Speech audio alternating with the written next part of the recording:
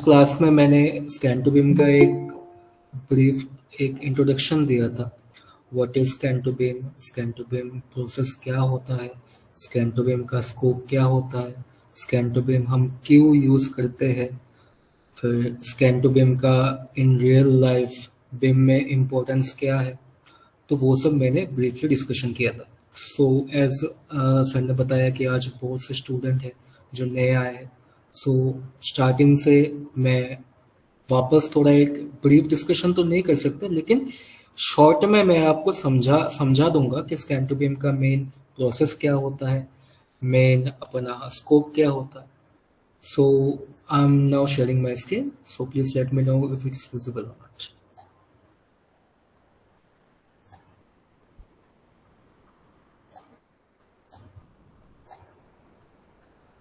हाँ hello sir, screen visible हो रहा है क्या?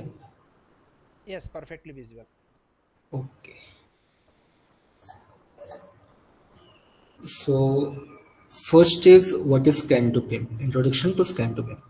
So scan to beam is a process of integrating data from laser and make it उससे हम एक कैसे एक प्रॉपर मॉडल ऑफ बनाते हैं, that process is called scan to beam.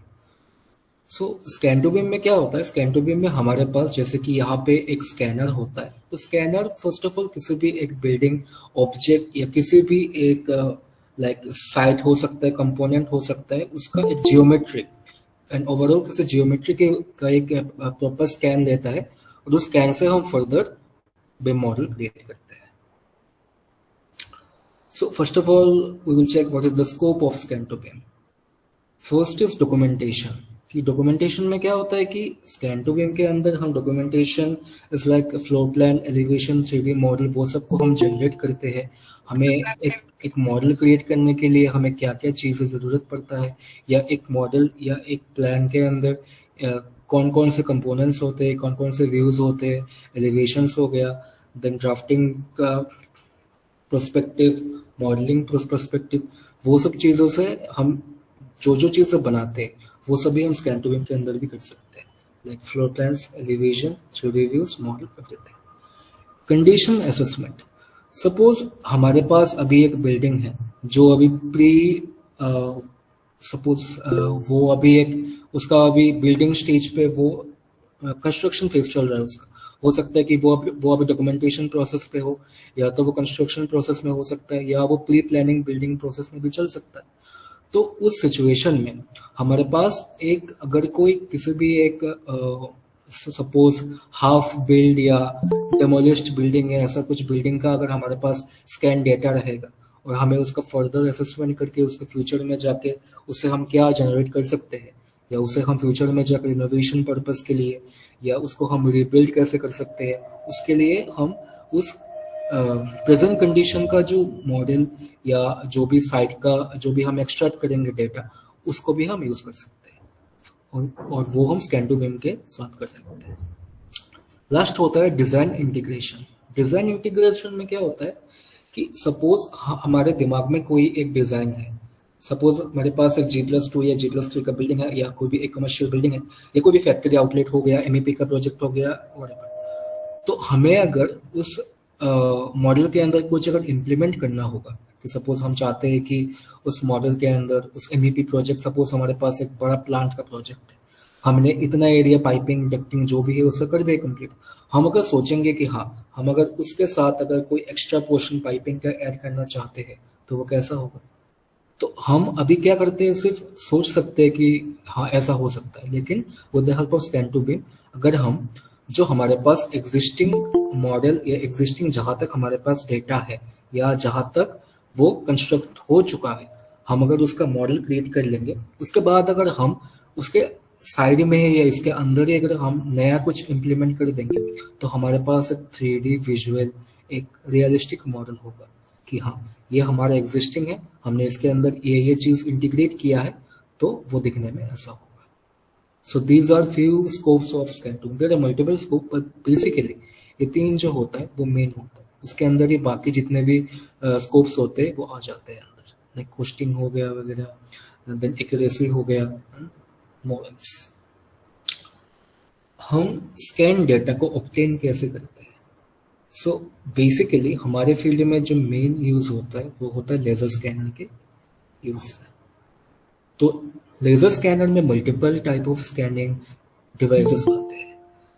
तो मेन जो होता है, जो एक स्कैनर होता है, जैसे कि लाइका हो गया, लाइका एक रिनाउंड कंपनी है जो कि अपना स्कैन डिवाइसेस जो भी है वो बिल्ड करती है, वो एक टाइप का हो गया। सेकंड हो गया जहाँ पे सपोज रूफ है कहीं पे जहाँ पे हम एक्सेस नहीं कर सकते, वो जगह पे हम स्कैन करने के लिए ड्रोन डेटा को यूज कर सकते हैं, सॉरी ड्रोन को यूज कर सकते हैं। वहाँ पे ड्रोन के साथ ही लेजर, मतलब जो लेजर स्कैनर होता है वो उसके साथ अटैच हो जाता है। थर्ड आता है हैंड होल्ड। बहुत से ऐसे स्मॉल साइज के कुछ स्कैनर्स होते हैं जो कि जहाँ पे कोई बड़ा ऑब्जेक्ट, या मतलब कि जहाँ पे स्पेस बहुत कम होता है, जहाँ पे हम हमारे बड़े बड़े जो स्कैनर्स होते हैं वो हम प्लेस नहीं कर सकते, वहाँ पे हम इस टाइप के हैंड हेल्ड बॉर्ड्स डिवाइस आते हैं, जिससे हम कुछ ऑब्जेक्ट का अगर हमें रिक्वायरमेंट है तो हम उसका स्कैन कर सकते हैं। तो बेसिकली हमारे इंडस्ट्री में लेजर स्कैनिंग के लिए जो बड़े बड़े लेजर स्कैनर्स होते हैं वो हम यूज करते हैं। देन एक नया टर्म्स है जो कि मैंने लास्ट क्लास में आपको थोड़ा बताया था, फोटोग्रामेट्री। वो क्या होता है? फोटोग्रामेट्री इज अ प्रोसेस जहाँ पे मल्टीपल इमेजेस को, रियल इमेजेस जो हम कैमरे से स्नैप निकालते हैं, सपोज कीजिए आपके पास एक ऑब्जेक्ट है कार का या कोई सा भी एक ह्यूमन ऑब्जेक्ट है, हम उस ऑब्जेक्ट के 360 डिग्री व्यू में multiple type of photos click करेंगे डिफरेंट एंगल में। फोटोज, उन फोटोज को हम डिफरेंट सॉफ्टवेयर है, जैसे कि लाइक एक सॉफ्टवेयर है रीमैपिंग करके एक सॉफ्टवेयर आता है, वहाँ पे क्या होता है हम उस सभी फोटोज को साथ में इंटीग्रेट करके उससे एक स्कैन फाइल बना सकते हैं। हमें उसके लिए कोई सा भी लाइक हैवी स्कैनर की ज़रूरत नहीं पड़ेगा, सिर्फ हमें इमेजेस के साथ ही हम जोड़ के एक नया स्कैन बना सकते हैं। जैसे कि एक कंसेप्ट है कि अगर आपके पास कोई बड़ा एक, suppose if you want to capture a high resolution image, तो उसके लिए क्या करते हैं, एक टर्म आता है जिसको बोलते हैं फोटो कंबाइनिंग। एक ऑब्जेक्ट का हम मल्टीपल, एक ऑब्जेक्ट को छोटे छोटे पार्ट में हम मल्टीपल इमेजेस लेंगे उसी पार्ट का ही, तो जिससे जब हम उस सब फोटोज को साथ में स्टिच करेंगे तो हमें एक हाई रेजोल्यूशन, हाई मेगापिक्सल वाला एक इमेज जनरेट होके आता है। सेम प्रिंसिपल पे ही ये फोटोग्रामेट्री वर्क करता है, लेकिन ये हमारे लाइक जो स्कैन टू बीम की इंडस्ट्री में बहुत ही कम यूज होता है। Okay, importance of scan to BIM in the industry, first of all is accuracy, कि स्कैन टू बीम से जो हमें मॉडल या डेटा जो हम ऑब्टेन कर पाते हैं वो बहुत ज़्यादा एक्यूरेट होता है as compare to other ways of like CAD to BIM हो गया, पीडीएफ टू बीम हो गया। तो वहाँ पे क्या होता है, CAD to BIM is accurate, but जब हम पीडीएफ टू बीम करते हैं या वहाँ पे क्या होता है, जब हम किसी पीडीएफ को स्केल करते हैं, तो जब हम स्केल करते हैं तो क्या होता है, उसके जो डायमेंशंस वगैरह होते हैं वो कभी भी प्रॉपर नहीं आते। अगर वो 6000 है तो कहीं पे वो 625 हो जाता है, तो हमें कहीं ना कहीं जाके टॉलरेंस को कुछ एडजस्ट करना होता है कि हमें 20 mm जो है उसको हम ठीक है नेग्लेक्ट कर सकते हैं उसको। लेकिन स्कैन टू बीम में क्या होता है कि हमारे पास जो डेटा आता है that is not 100% but it's 90% accurate रहता है। वो उसका डायमेंशंस वगैरह हो गया, उसका हाइट वगैरह हो गया, उसका शेप वगैरह हो गया, वो प्रॉपर एक्यूरेट आता है। एफिशिएंसी होता है कि सपोज हम अगर किसी बिम वर्कफ्लो पे, हम अभी किसी मॉडल पे अगर स्कैन टू बिम इंटीग्रेट करते हैं तो क्या होता है कि हमारे पास एक प्री डिफाइंड मॉडल या कैप्चरिंग करने का हमारे पास एक लाइक एक we can generate something that we can imagine. हमारे पास ऐसा नहीं हो सकता कि कैड फाइल में क्या होता है, सिर्फ कैड प्लान होता है, लेकिन वो साइड प्रोफाइल में कैसे दिखता है हमें वो चीज़ नहीं पता चलता अनटिल अनलेस हम उसको प्रॉपर वॉल बना के सब कुछ मॉडल करते हैं। तो वहाँ पे हमें जो भी चीज़ करना होता है, हमें हमारे पास जो डेटा दिया होता है उसके हिसाब से बनाना पड़ता है, ठीक है। लेकिन यहाँ पे टोटल डिफरेंट है, हमारे पास एज वो दिखने में कैसा है, ऑब्जेक्ट का कलर कैसा है, शेप कैसा है, सब कुछ हमारे पास स्कैन में होता है। तो हमें सिर्फ देख देख के हम अपना उस पर इंटीग्रेट कर सकते हैं। फिर आता है विजुअलाइजेशन। तो वहाँ पे क्या होता है कि सपोज हम अगर किसी प्रोजेक्ट में स्कैन टू बीम को इंटीग्रेट करते हैं, तो हमारे साथ अगर 4-5 टीम काम कर रहे हैं, जैसे कि एमईपी का टीम काम कर रहा है, स्ट्रक्चर का कोई काम कर रहा है, कोई अगर फैब्रिकेशन के लिए कोई काम कर रहा है, कोई स्ट्रक्चर मतलब आर्किटेक्चर कोई काम कर रहा है, तो सबके पास एक विजुअली एक स्कैन या विजुअली एक इमेज रहेगा कि हाँ ये चीज़ दिखने में ऐसा है तो हमें ऐसा ही बनाना है इसे। तो वो इजी होता है जनरेट करना, मॉडल करना या उससे कोई भी चीज़ आउटपुट निकालना। एंड नेक्स्ट होता है मेंटेनेंस कि सपोज हमारे पास कोई अगर चीज़ का अगर मॉडल अगर हमारे पास है, तो सपोज हमें जो स्टेक होल्डर्स हो गया, क्लाइंट हो गया, क्लाइंट से हमारे पास अगर इंफॉर्मेशन आया कि G1 लेवल के एक रूम नंबर 25 के अंदर हमें मेंटेनेंस करना है, तो can you please check the scan data, हमें बताओ कि उस चीज़ में कौन कौन सी चीज़ों का कौन कौन सी कंपोनेंट मिसिंग है। तो हम उस रूम के अंदर गए, हमें पता चला कि हाँ वहाँ का जो डक्ट है वो टूटा हुआ है, वहाँ का जो पाइपिंग है उसको मेंटेनेंस का थोड़ा ज़रूरत है, या तो वहाँ पे कुछ ऐसा कोई सर्विस है जो प्रॉपरली काम नहीं करता, हो सकता है एचवीएसी हो सकता है, पाइपिंग हो सकता है, इलेक्ट्रिकल हो सकता है, तो उसे हम मेंटेनेंस के थ्रू पे यूज़ कर सकते हैं और उससे हम डिटेल दे सकते हैं पता है क्लाइंट को कि आपका ये जगह पे प्रॉब्लम है, इस चीज़ को आप जब आप कंस्ट्रक्शन करोगे तो इसे आप मेंटेन प्रॉपरली चेक कर लीजिए। Implementing of scan to BIM से फर्स्ट प्लानिंग होता है कि स्कोप एक मेन चीज़ होता है बीआईएम की इंडस्ट्री में। स्कोप इज लाइक कि हमें क्या करना होता है एक प्रोजेक्ट के अंदर, वो पहले से ही हमें बोला जाता है कि सपोज हमारा स्कोप है यहाँ से यहाँ तक का बिल्डिंग का हमारा स्कोप है। ओवरऑल बिल्डिंग एक नक्शा है हमारे पास 10x10 का, ठीक है, 10 फीट बाई 10 फीट का हमारे पास एक स्कैन फाइल है, लेकिन हमें बोला गया कि आपको सिर्फ इतने पोर्शन का ही आपको स्कैन निकालना है। तो दैट इज प्लानिंग। उसके अकॉर्डिंग हम उसको डेटा को कैप्चर करेंगे, फिर कैप्चर करने के बाद उस डेटा जो हमारे पास जो डेटा आएगा वो रॉ डेटा होता है, उसे हमें प्रोसेस करके बिम सॉफ्टवेयर के अंदर इम्प्लीमेंट करने के लिए हम डायरेक्ट जो स्कैन फाइल है उसे हम इम्प्लीमेंट नहीं कर सकते। उसके लिए हमें उस स्कैन से जो डेटा निकलता है उसे हम हमारे सॉफ्टवेयर कंपेटेबल बनाना पड़ेगा पहले, फिर जाके हम उससे बिम मॉडल क्रिएट कर सकते हैं। एडवांटेजेस क्या हो गया, एक्यूरेसी हो गया, एफिशिएंसी हो गया, विजुअलाइजेशन, मेंटेनेंस जो मैं पहले आपको डिस्कस कर चुका हूँ। फिर कुछ ऐसे भी डिसएडवांटेजेस भी है, कॉस्ट, जैसे कि स्कैन टू बिम के जो डिवाइसेस आते हैं वो बहुत महंगे होते हैं, बहुत कॉस्टली होते हैं। देन सेकंड होता है कॉम्प्लेक्सिटी कि जो मतलब डेटा जो अपने पास जो आता है वो डेटा बहुत ज़्यादा मतलब ऐसा कॉम्प्लेक्स रहता है, मल्टीपल लाइक वहाँ पे बहुत से ऐसे फाइल्स रहते हैं जो कि हमें मेंटेन करना होता है प्रॉपरली। अगर कोई भी फाइल अगर मिसमैच हो गया तो हो सकता है कि आपका फाइनल का जो आउटकम का जो स्कैन फाइल होगा वो प्रॉपरली वर्क ना करे, एरर आ सकता है वहाँ पे। तो वो संभालने के लिए आपको थोड़ा ज़्यादा एक्सपर्टीज चाहिए होता है कि सॉफ्टवेयर के अकॉर्डिंग या उस फाइल को हैंडल करने के लिए। लास्ट डेटा मैनेजमेंट, जो मैंने पहले अभी बोला है कि वो फाइल साइज में बहुत बड़ा होता है तो उसे संभालना थोड़ा ज़्यादा चैलेंजिंग हो जाता है कि अगर कहीं भी अगर एक भी डेटा अगर मिसमैच हो गया तो आपका पूरा मॉडल का जो आउटकम है वो प्रॉपर सही नहीं हो सकता, स्केलिंग में इशू आ सकता है, उसका कंपोनेंट मिसिंग हो सकता है उसका, या जो डेटा है वो अनट्रेसेबल भी हो सकता है। ठीक है, देन आपका प्रोसेस स्कैन टू बिम का जो प्रोसेस है, site scan, then data process, then BIM model. Scan करेंगे, फिर डेटा को प्रोसेस करेंगे, देन उससे बिम मॉडल क्रिएट करेंगे। ठीक है, देन नेक्स्ट होता है कि import, scan to BIM file को हम इंपोर्ट कैसे करेंगे। ठीक है, हम इंपोर्ट करने के लिए सबसे फर्स्ट ऑफ ऑल हमारे पास जो बिम सॉफ्टवेयर है, जैसे कि रेविट एक सॉफ्टवेयर है, there are multiple other software जहाँ पे हम स्कैन टू बिम यूज़ कर सकते हैं, जैसे कि कैड में भी हम यूज़ कर सकते हैं, फिर हमारे पास जो अपना आर्चिकैड हो गया उस पर भी यूज़ कर सकते हैं, देन हमारे रेविट पे तो यूज़ कर ही सकते हैं। तो आज हम देखेंगे कि स्कैन टू बिम को हम रेविट में इम्प्लीमेंट कैसे करेंगे।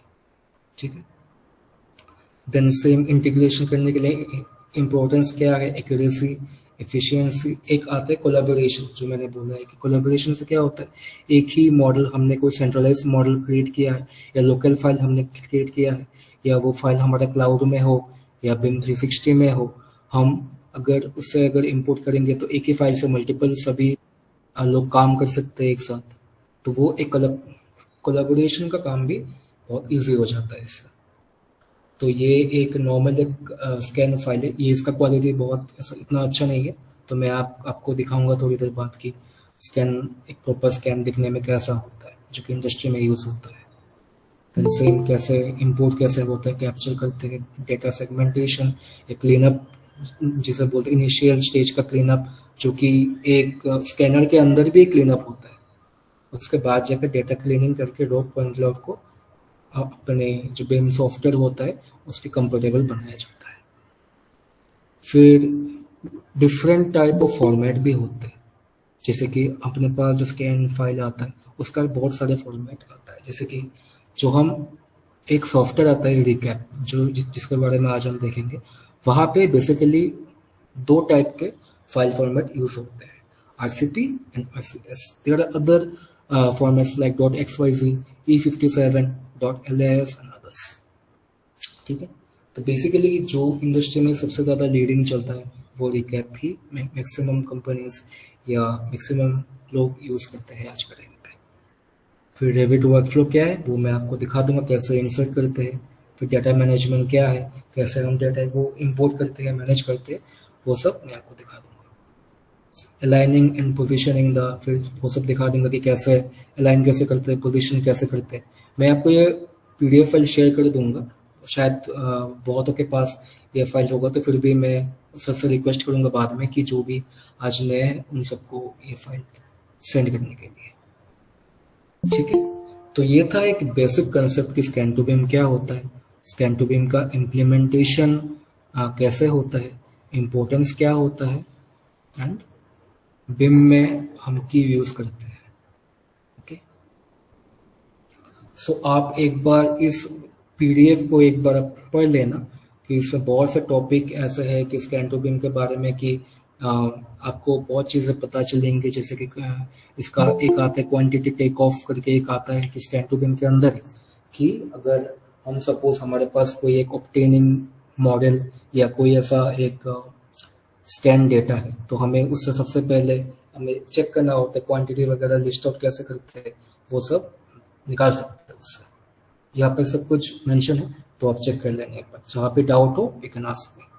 ओके, तो फर्स्ट ऑफ ऑल हम चेक करेंगे आज की रिकैप जो सॉफ्टवेयर होता है जिससे कि हम एक स्कैन फाइल को व्यू करते हैं वो क्या होता है। और अगर इसका रिकैप है, ये आपका होम पेज आता है इस टाइप का रिकैप का, तो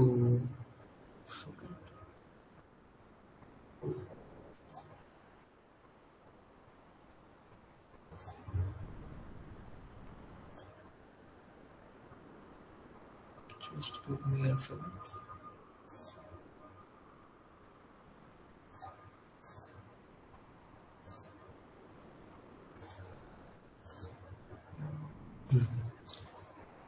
जैसे कि ये हमारे पास एक स्कैन का पूरा फाइल है, इसका साइज 7 GB का होता है। जो स्कैन फाइल्स होते हैं उनके साइज बहुत बड़े होते हैं, they can goes up to 100 MBPS 100 GBPS sorry, and उससे भी ज़्यादा होता है। तो जैसे कि ये मेरे पास एक फाइल है, इसके अंदर हम जब जाएंगे यहाँ पे दो ऑप्शंस रहते हैं, एक होता है RCP फाइल, एक होता है RCPS, जो मैंने आपको पहले ही बोला था RCP एंड RCS के बारे में।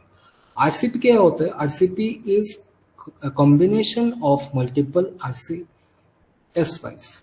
RCS क्या होता है, RCS फाइल जो होता है वो स्कैन लोकेशन का होता है। एक साइट के अंदर सपोज हमने 20 या 30 वहाँ पे numbers of RCS location, RCS के हमारे पास फाइल है, तो वो सब फाइल्स को एक साथ स्टिच करके हम RCP फाइल बनाते हैं। जैसे कि ये एक फाइल है, फाइल के अंदर सपोर्ट के ऑप्शन पे जब आप जाएंगे, इसके अंदर जो भी आप देखो ये सब RCS फाइल है, scan location 1, scan location 2, scan location 3 and there are multiples of scan locations up to 102 103 location. तो इस प्रोजेक्ट के अंदर 103 जगह से स्कैन दिया गया है। फिर उन सबको कंबाइन करके ये फाइल बनाया गया। ठीक है, तो फर्स्ट ऑफ ऑल हम इसको ओपन करेंगे, जस्ट एंटर। तो यह आपके रिकैप में open RCP file always.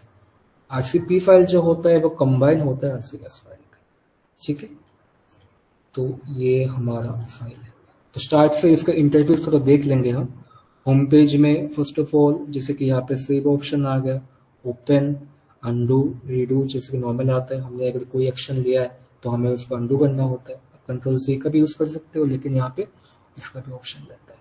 Then next होता है पब्लिश करने का, कि अगर आप पिन 360 में काम करते हो या क्लाउड बेस में काम करते हो तो क्या होता है, हम जो भी मॉडल या कोई भी अगर हम कुछ क्रिएट करते हैं, at the end of the day हम चाहते हैं कि वो चीज़ क्लाउड में पब्लिश हो जाए ताकि सब लोग उसे देख सके, या बाकी जो काम कर रहे हैं या तो क्लाइंट है उसके पास एक्सेस चला जाए, उसके लिए हम उसको पब्लिश करते हैं।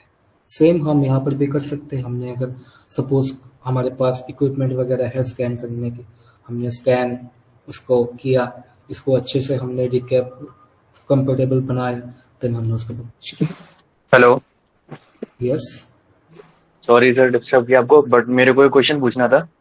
हाँ जी, सर ये जो आरसी आपने फाइल भेजी थी पहले, तो हाँ हाँ। आरसीएस जो फाइल थे ना सर, मैंने उसको रिकैप में किया बट मेरे से हो नहीं रहा था उसमें, मतलब कंबाइन करना कैसे?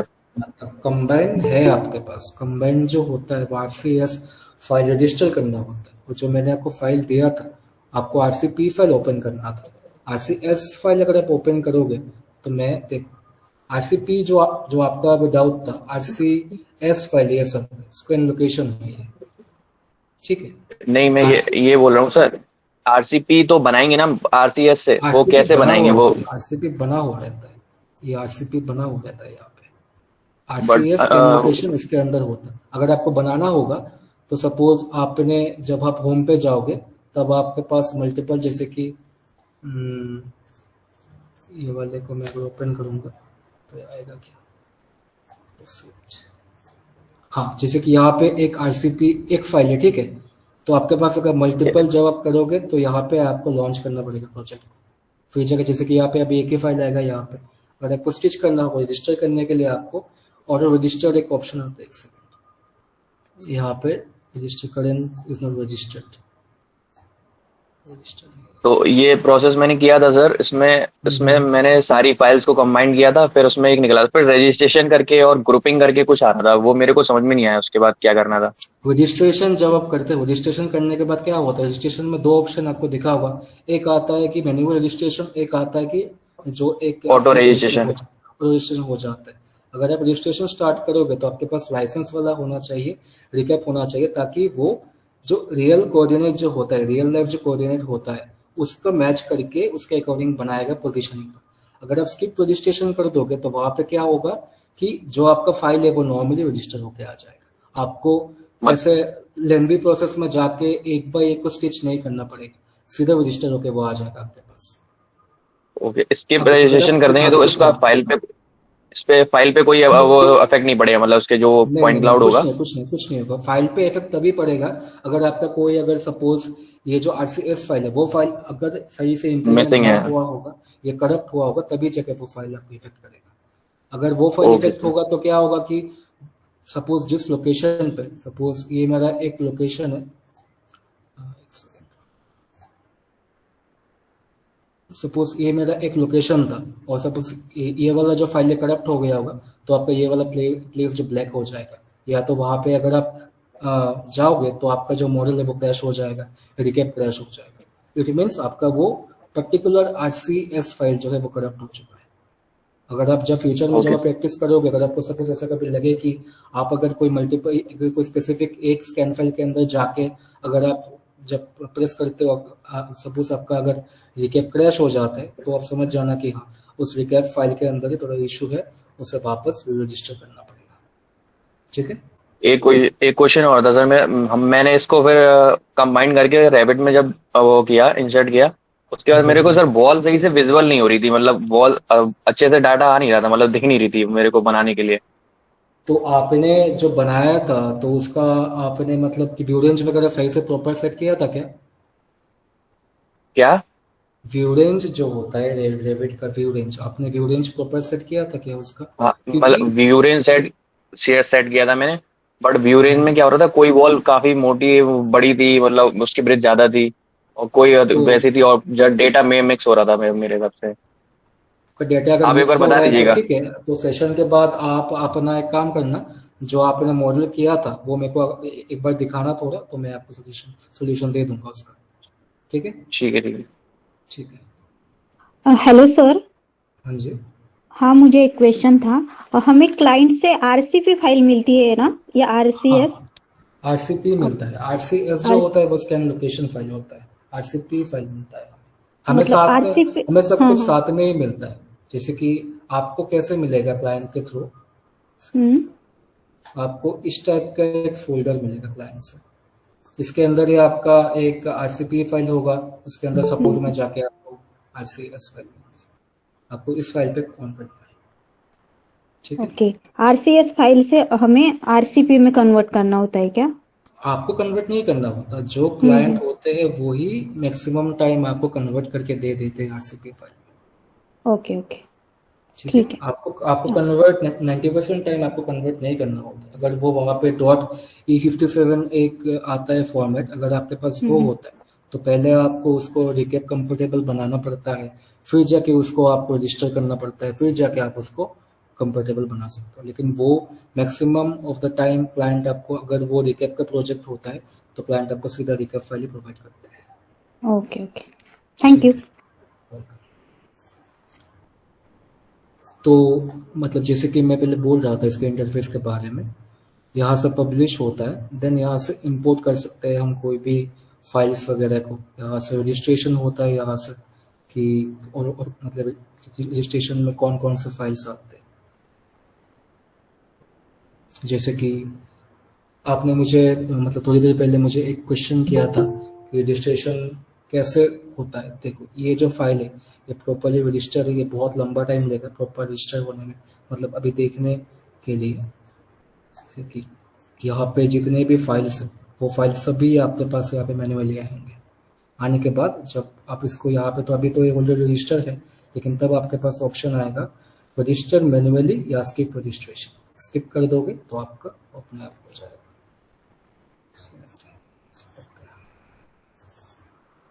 बहुत लेंदी प्रोसेस होता है ये।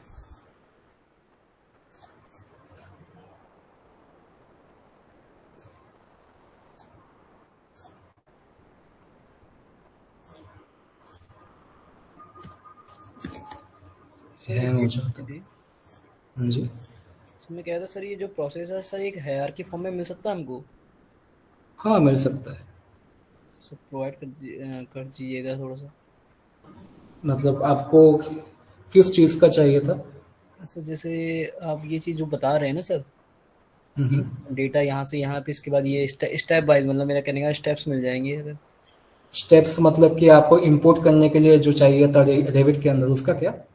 हाँ सर, रेविट के अंदर, या फिर सर पूरा एक होता है ना सर, आप जहाँ पर वो करवाएंगे सर पूरा हाँ हाँ। यूज मानवेन करेंगे। मानवेन रिकॉर्डिंग चल रही है, आराम से रिकॉर्डिंग मिल जाएगा, डोंट वरी। उससे अपना अच्छा, नोट्स बना लेना, ठीक है। ठीक ठीक है सर, ठीक। ओके। ठीक है। तो थैंक आपका जो क्वेश्चन था उसका आंसर मैं देता हूँ। अगर आपको प्रॉपर चाहिए होगा तो मैं आपको नेक्स्ट क्लास में, मेरे पास एक क्लाउड बेस्ड एक प्रोजेक्ट है, तो उसको मैं आपको प्रॉपर इंटीग्रेट करके दिखा दूंगा कि कैसे इंटीग्रेट होता है। स्टार्टिंग से आरसीपी फाइल, आरसीएस फाइल को स्टिच कैसे किया जाता है एक फाइल को। वो क्या होता है कि मल्टीपल जो एक प्रोजेक्ट के अकॉर्डिंग उनके फाइल्स के फॉर्मेट्स होते हैं, डिफरेंट होते हैं। तो मेरे पास जो फाइल है मैं आपको बता दूंगा कि स्टिच वगैरह कैसे करते हैं, उसको रजिस्टर कैसे करते हैं। देन वो मेथड मैं आपको दिखा दूंगा। ठीक है। देखिए एक सेकंड, मेरा ये जो रिकैप है फ्रीज हो चुका है, वही इशू होता है। Okay।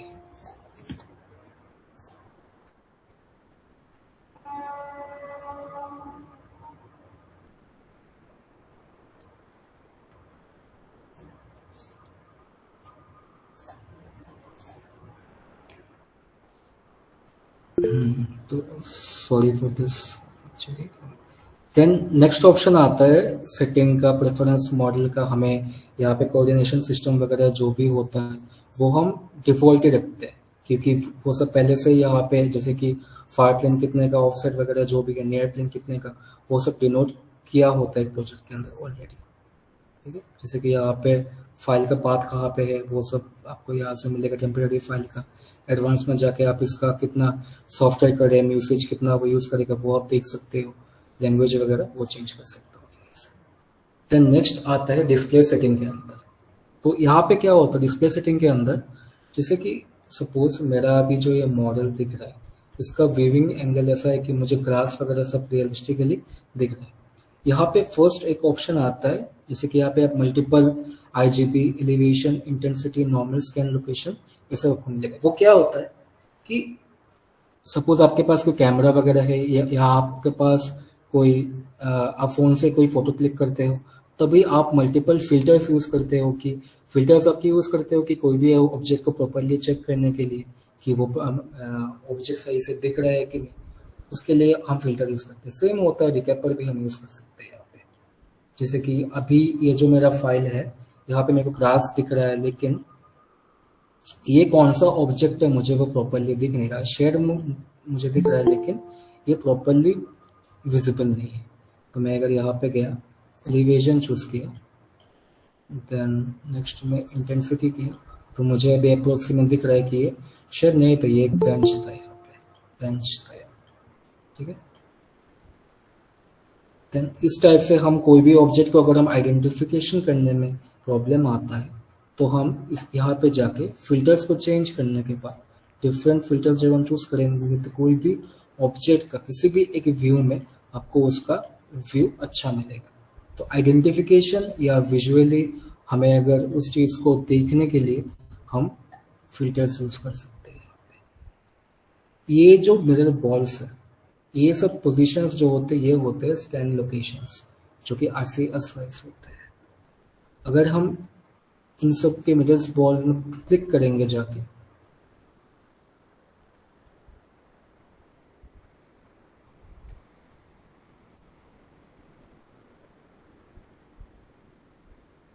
तो हमें एक 360 इमेज मिलेगा, रियलिस्टिक एक इमेज मिलेगा इसका। मल्टीपल यहाँ पे बहुत से स्कैन लोकेशंस है, सबके अंदर ही आपको जाके 360 ओवरव्यू मिलेगा। ठीक है, देन नेक्स्ट ऑप्शन आता है यहाँ पे एक लाइटिंग शेड्स का। जैसे कि सपोज मुझे अगर इसका जो एक व्यू प्रोफाइल उसको चेंज करना है, या मुझे अगर मेरा जो लाइटिंग है अगर चेंज करना है थोड़ा, तो लाइटिंग शेड पे जाएंगे, सिंगल करेंगे तो डार्क हो जाएगा। देन यहाँ से जाने के बाद अगर डबल करेंगे थोड़ा ब्राइट होगा। देन यहाँ पे जाने के बाद नन करेंगे तो वो पहले जैसा वाइब्रेंट हो जाएगा। देन शेडर पे भी सेम आता है। देन एज डिटेक्शन का क्या होता है, ट्रांसपेरेंट सेम ही होगा कि आपको एज जो डिटेक्ट करेगा वो कितना ज़्यादा वो अच्छे से डिटेक्ट कर पाता है, हाईलाइट हो पाता है। जैसे कि अभी आपका जो एज वगैरह है आपको प्रॉपरली दिख नहीं रहा है कि कैसा किस टाइप के एजेस है, लेकिन मैं अगर इसको अगर ट्रांसपेरेंट करूँगा शार्प दिखेंगे मेरे। यहाँ पे एक एज है, यहाँ पे एक एजेस है। डिफॉल्ट टिपिकली हम इसे रखते हैं नन पे। ठीक है, देन जो नेक्स्ट ऑप्शन होता है वो होता है पॉइंट डिस्प्ले का। जैसे कि जो एक मल्टीपल पॉइंट्स आपको मैं जो स्कैनर जब भी जाके कोई भी फाइल पे जाके या कोई भी ऑब्जेक्ट में जाके हिट करता है तो वो उस ऑब्जेक्ट के ऊपर XYZ कोऑर्डिनेट के अकॉर्डिंग स्कैन डेटा लेता है। XYZ क्या होता है, कोई भी 3D ऑब्जेक्ट के अंदर तीन कोऑर्डिनेट्स होते हैं XYZ। सेम काम करता है यहाँ पे कि यहाँ पे स्कैनर है हमारा, स्कैनर ने जाके यहाँ पे हिट किया है, जाके हिट करने के बाद अब इस स्कैनर के अंदर इस पोर्शन का एक प्रॉपर 3D एक इमेज जनरेट होके आ गया है जो हम देख सकते हैं यहाँ से। तो सेम आता है जैसे कि यहाँ पे डिस्प्ले पॉइंट डिस्प्ले का, वो उस पर्टिकुलर पॉइंट के साइजेस को बढ़ा देगा। जैसे कि यहाँ पे तो ओवरऑल प्रोजेक्ट में ये इम्प्लीमेंट हो रहा है तो उसके अकॉर्डिंग वो जितने भी पॉइंट्स हैं सभी पॉइंट्स का साइज को बढ़ा देगा, जो XYZ कोऑर्डिनेट्स वाले पॉइंट है। देन नेक्स्ट आता है अपडेट ओरिजिन का। यहाँ पे आपको अगर आप चाहते हो कि सेट कोऑर्डिनेट अगर आप सेट करना चाहते हो तो यहाँ से कर सकते हो। कोऑर्डिनेट ओरिएंटेशन जो आता है सेट प्लेन एंगल में XYZ पे, तो मैं प्रेफर करूँगा कि वो आप चेंज ना करो, क्योंकि एक प्रोजेक्ट के अंदर जो ये स्कैन फाइल है वो किसी भी एक, अगर आप मैप के अकॉर्डिंग भी देखोगे तो ये इसके अकॉर्डिंग जो मैप के रियल जो एक कोऑर्डिनेट होता है उसके अकॉर्डिंग ये पहले से सेट होता है। तो अगर आप इसको चेंज कर दो ओरिएंटेशन या इसके, अगर आप इसके जो कोऑर्डिनेट है वो चेंज कर दोगे तो दिक्कत ये होगा कि आपके रियल लाइफ के साथ आपके स्कैन का जब आप मॉडल कंप्लीट कर लोगे, अगर जब आपका फाइल डॉक्यूमेंटेशन के लिए जाएगा तब आपका फाइल और रियल लाइफ का जो एक मॉडल होता है उसके साथ इसका मैच नहीं होगा। सो ट्राई ये करना कि आपके पास अगर सपोज क्लाइंट का इन फ्यूचर में या आप जिस भी कंपनी में जॉब करने जाओगे वहाँ पे अगर आपको बोला जाए कि मुझे इसको इस वे में इंपोर्ट करना है तो आप वैसा ही करो, ठीक है। देन नेक्स्ट आता है मिरर बॉल्स का, ठीक है। नेक्स्ट ऑप्शन आता है ये से मिरर बॉल्स का। आप यहाँ से मिरर बॉल्स के साइजेस को भी एडजस्ट कर सकते हैं। ऑफ कर दोगे तो मिरर बॉल्स ऑफ हो जाएंगे। एनोटेट में जाके मेजरमेंट नोट वगैरह जो भी यहाँ से डिस्टेंस वगैरह आप कुछ ले सकते हो वो आप वहाँ से ऑफ कर सकते हैं। देन यहाँ पर टूल्स होते हैं, जैसे कि ये बाहर जो एक ग्रिड था आप ग्रिड को ऑफ कर सकते हैं। ग्रिड वैसे चाहिए होता है कि आपके पास अगर आपने जो स्कैन डेटा आपने इंपोर्ट किया है वो प्रॉपरली अलाइन है कि नहीं है वो चेक करने के लिए ग्रिड यूज करते हैं। यहाँ पर टूल में grid line, surface grid. Then perspective view एक आता है। वहाँ पे क्या होता है कि सपोज हमारे पास कोई एक व्यूइंग एंगल, जैसे कि अगर आप अभी ड्रैग करोगे तो हमारे पास लाइक रेविट पे जैसे सेटिंग काम करते हैं, जैसे कि अगर हमें लेफ्ट टू राइट अगर मूव करना होगा तो हम यहाँ से माउस के स्क्रॉल बटन को प्रेस करेंगे, देन मूव कर सकते हैं इसे। अगर हमें इसको पैन करना होगा, पैन का भी सेम ऑप्शन है, प्रेस करेंगे। अगर हमें ऑर्बिट करना होगा रेविट में, जैसे हम यहाँ से भी प्रेस करके ऑर्बिट कर सकते हैं, सेम शिफ्ट प्लस अपना जो स्क्रॉल बटन ऐसा हम इसे ऑर्बिट कर सकते हैं, ठीक है।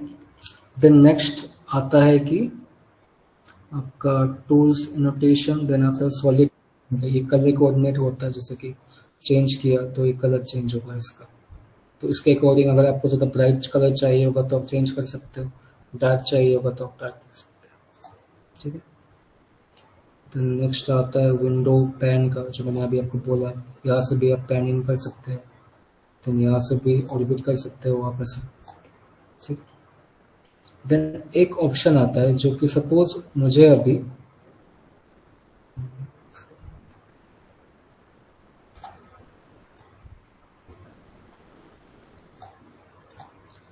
अगर अभी इस पोर्शन के अंदर क्या है मुझे देखना है कि इस विंडो के अंदर क्या है, उसके लिए एक ऑप्शन आता है, जैसे कि हमारे पास रेविट के अंदर सेक्शन बॉक्स आता है, सेम आता है लिमिट बॉक्स।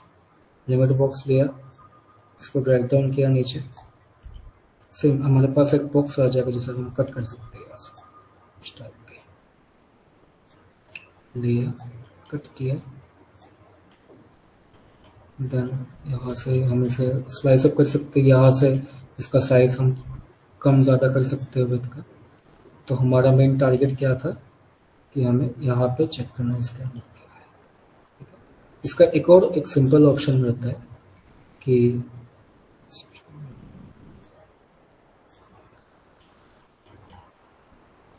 लिमिट बॉक्स में गया, पिक ऑप्शन आता है। पिक करने से हम जिस भी ऑब्जेक्ट को पिक करेंगे वो ऑब्जेक्ट सिलेक्ट होकर आ जाएगा हमारे साथ। तो हम यहाँ से साइज एडजस्ट कर सकते हैं इसका, तो हम देख सकते हैं कि वो फाइल कौन सा है, ठीक है। सपोज मुझे भी इस बिल्डिंग के अंदर क्या है देखना है मुझे, तो मैं पिक करूँगा, बिल्डिंग को चूज करूँगा, drag down, left, right,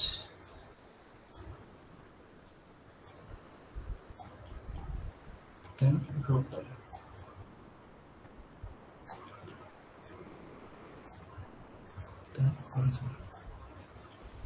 okay, तो अभी मुझे ये बिल्डिंग के अंदर दिख तो रहा है, लेकिन मुझे वो ज़्यादा विजिबल क्लियर नहीं हो रहा, वो बहुत ही ऐसा डार्क लग रहा है।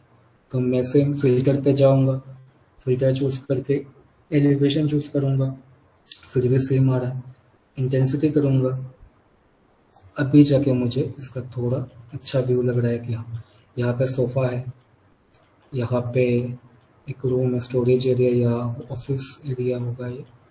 देन ये अपना हॉलवे हो गया, देन स्टेयर्स एरिया, देन यहाँ पे किचन एरिया है ये, देन यहाँ पे अपना लिविंग एरिया हो गया यहाँ पे, देन यहाँ पे एक और रूम है, गैराज एरिया, यहाँ पे कॉर्नर। तो मुझे अगर सपोज किसी भी एक रूम के अंदर जाना है तो मुझे क्या करना होगा, इस मिरर बॉल के अंदर, मैं भी इस रूम के अंदर आ चुका हूँ। तो यहाँ पर भी दो ऑप्शंस आते हैं कि मैं अगर चाहूँ तो यहाँ से यहाँ पर भी जाके जो मेरा फिल्टर है उसको चेंज कर सकता हूँ। जैसे कि अगर आप चेक करोगे कि ये वाला जो पोर्शन है यहाँ का, मुझे जियोमेट्रिकली जो एरिया है वो मेरे को प्रॉपर दिख नहीं रहा है कि उसका शेप कैसा है। इसके लिए यहाँ पे दो ऑप्शन रहता है, आईजीबी, इंटेंसिटी। मैंने अगर इंटेंसिटी किया है अभी तो मुझे यहाँ दिख रहा है कि यहाँ पे इंटरनल जो फसाड क्रिएशन होता है सीलिंग का वो बना हुआ है यहाँ पे। ठीक है, तो मैं अभी यहाँ से सेम अपना नेक्स्ट रूम पे जा सकता। तो ये होता है कि सपोज अगर किसी भी अनवांटेड, जैसे कि मैंने पहले एक चीज़ आपको टर्म बताया था कि डेटा को जब क्लीनिंग करते हैं तो डेटा क्लीनिंग अगर प्रॉपरली ना हो तो क्या होता है। जैसे कि ये एक ह्यूमन है जो कि ऑब्जेक्ट यहाँ पे खड़ा था तो इसने थोड़ा मूव किया, सपोज इसने इस पोजीशन से इस पोजीशन में इसने मूवमेंट लिया, लेकिन स्कैनर जब घूम रहा था तभी इसने मूवमेंट लिया, तो स्कैनर ने इसके हर एक मूवमेंट को साथ में कैप्चर कर लिया। तो सेम होता है कि जब हम कोई भी एक स्कैन को ऑब्टेन करते तो वहाँ पे मल्टीपल ऐसे मिस इन्फॉर्मेशन या डेटा जो है जो प्रॉपरली इम्प्लीमेंट कभी कभी नहीं होते, तो वो सब चीज़ों को हमें क्लीन करके मॉडल के अंदर रखना पड़ता है। नहीं तो क्या हो सकता है कहीं पे कि यहाँ पे जो सोफ़ा है वो मल्टीपल हो सकता है, यहाँ पे सोफ़ा यहाँ पे कॉपी हो सकता है, या ये साइज में बड़ा स्ट्रेच होकर यहाँ तक आ सकता है। सेम हो सकता है अपने विंडो के साथ भी, जैसे कि ये जो ह्यूमन ऑब्जेक्ट है वो जैसे कि यहाँ से थोड़ा मूव हो चुका है, मिरर हो चुका है, सेम हो सकता है कि हमारा जो विंडो है वो भी मिरर हो सकता है। तो क्या होगा कि जब आप मॉडल करना जाओगे आपको एक्यूरेट डेटा नहीं मिलेगा, आपको तब एजम्पशन से ही काम करना होगा। तो जब भी हम स्कैन डेटा को इंसर्ट करते हैं, जैसे कि यहाँ पे आप चेक कर सकते हो कि डेटा जो है प्रॉपर सही है, तो वो स्कैन के अकॉर्डिंग ही वो होता है कि जिस स्कैन के अंदर हो सकता है कोई भी डेटा मिसमैच हो गया होगा, कोई भी डेटा ओवरलैप हो गया होगा, तो वो इशू होगा कि आपका जो आउटकम होगा 100% एक्यूरेट नहीं होगा।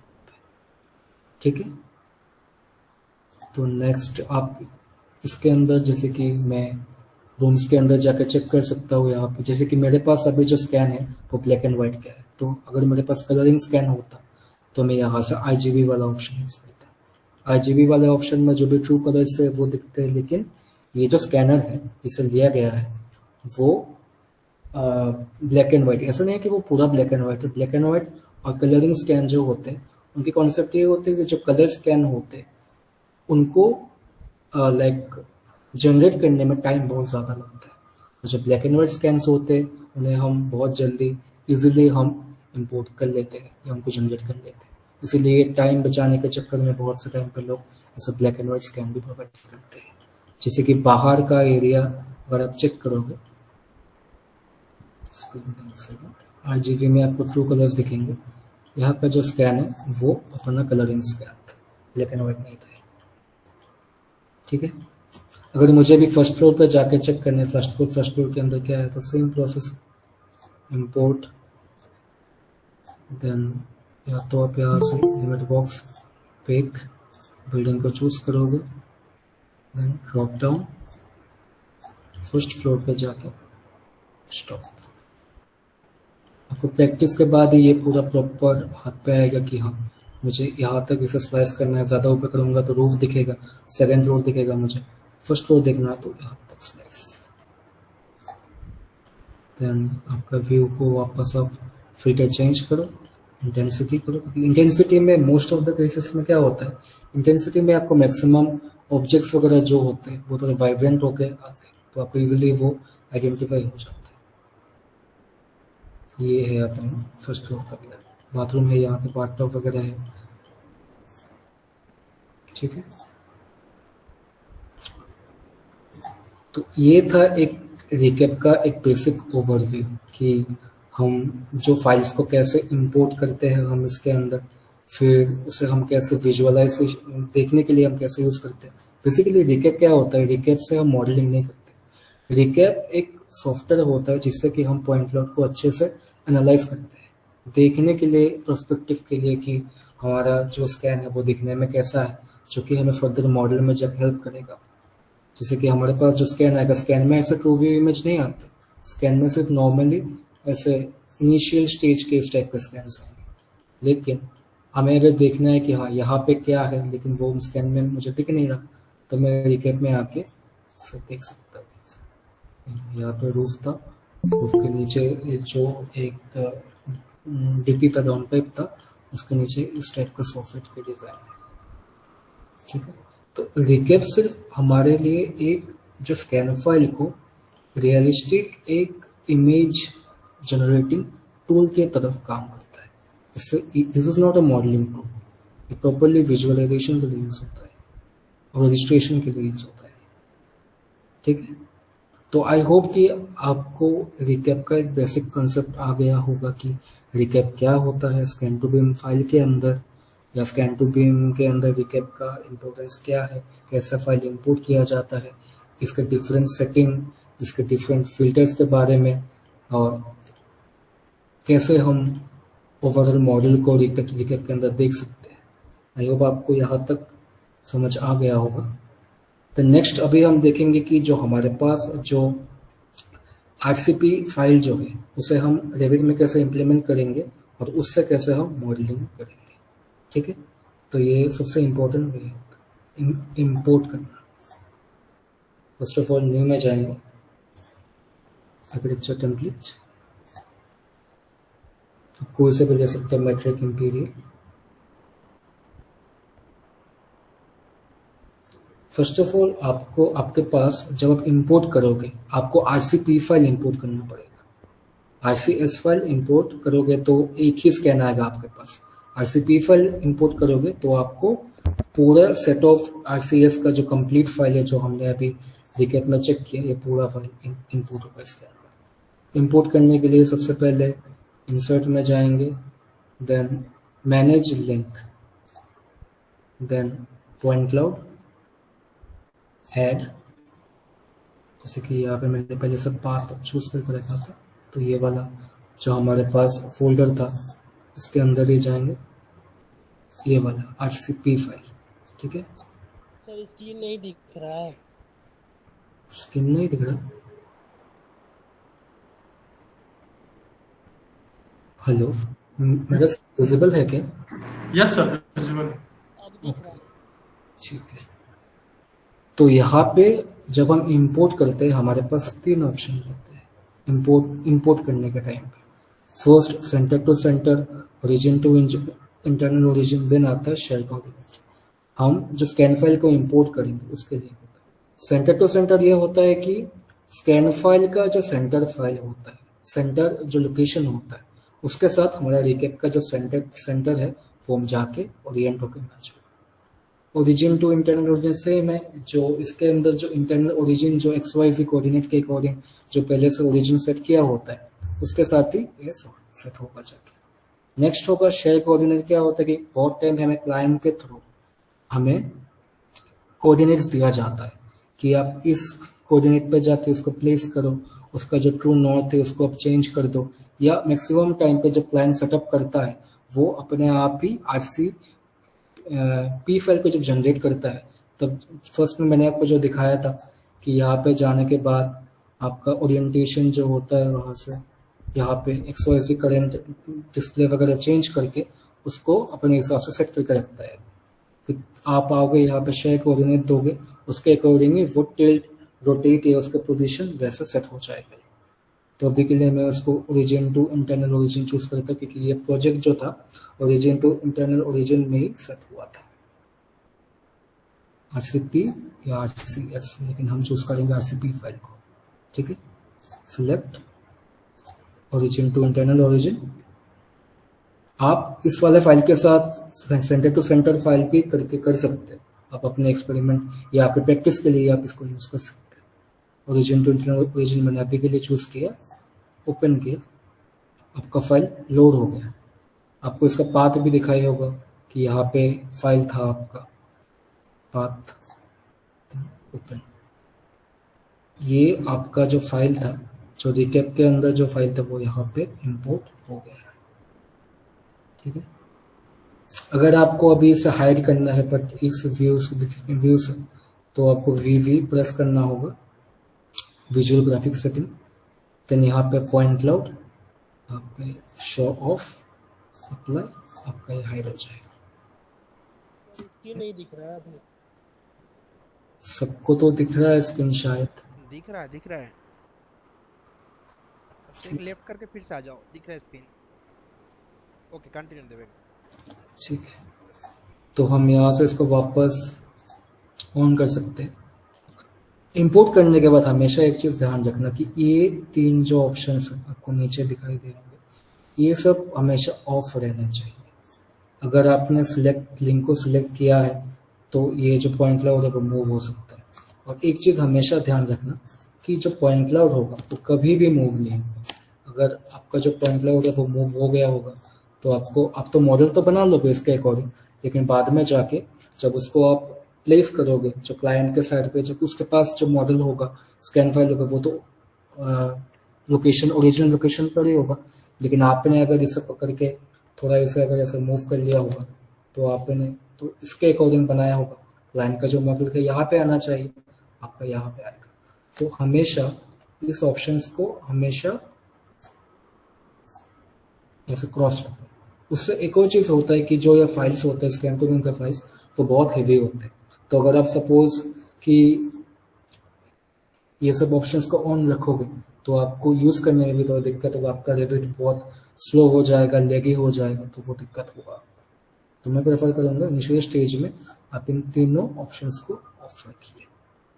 ठीक है, देन फर्स्ट आता है लेवल आइडेंटिफिकेशन का। सपोज हमारे पास ये जो स्कैन फाइल है वो हमारे पास आ गया, जैसे कि यहाँ पे ग्राउंड है, यहाँ पे फर्स्ट फ्लोर है, यहाँ पे सेकंड फ्लोर है, लेकिन हमें अब इसके अकॉर्डिंग अपना GFL, FFL मतलब ground finish level, first finish level, second level हमें डिनोट करना।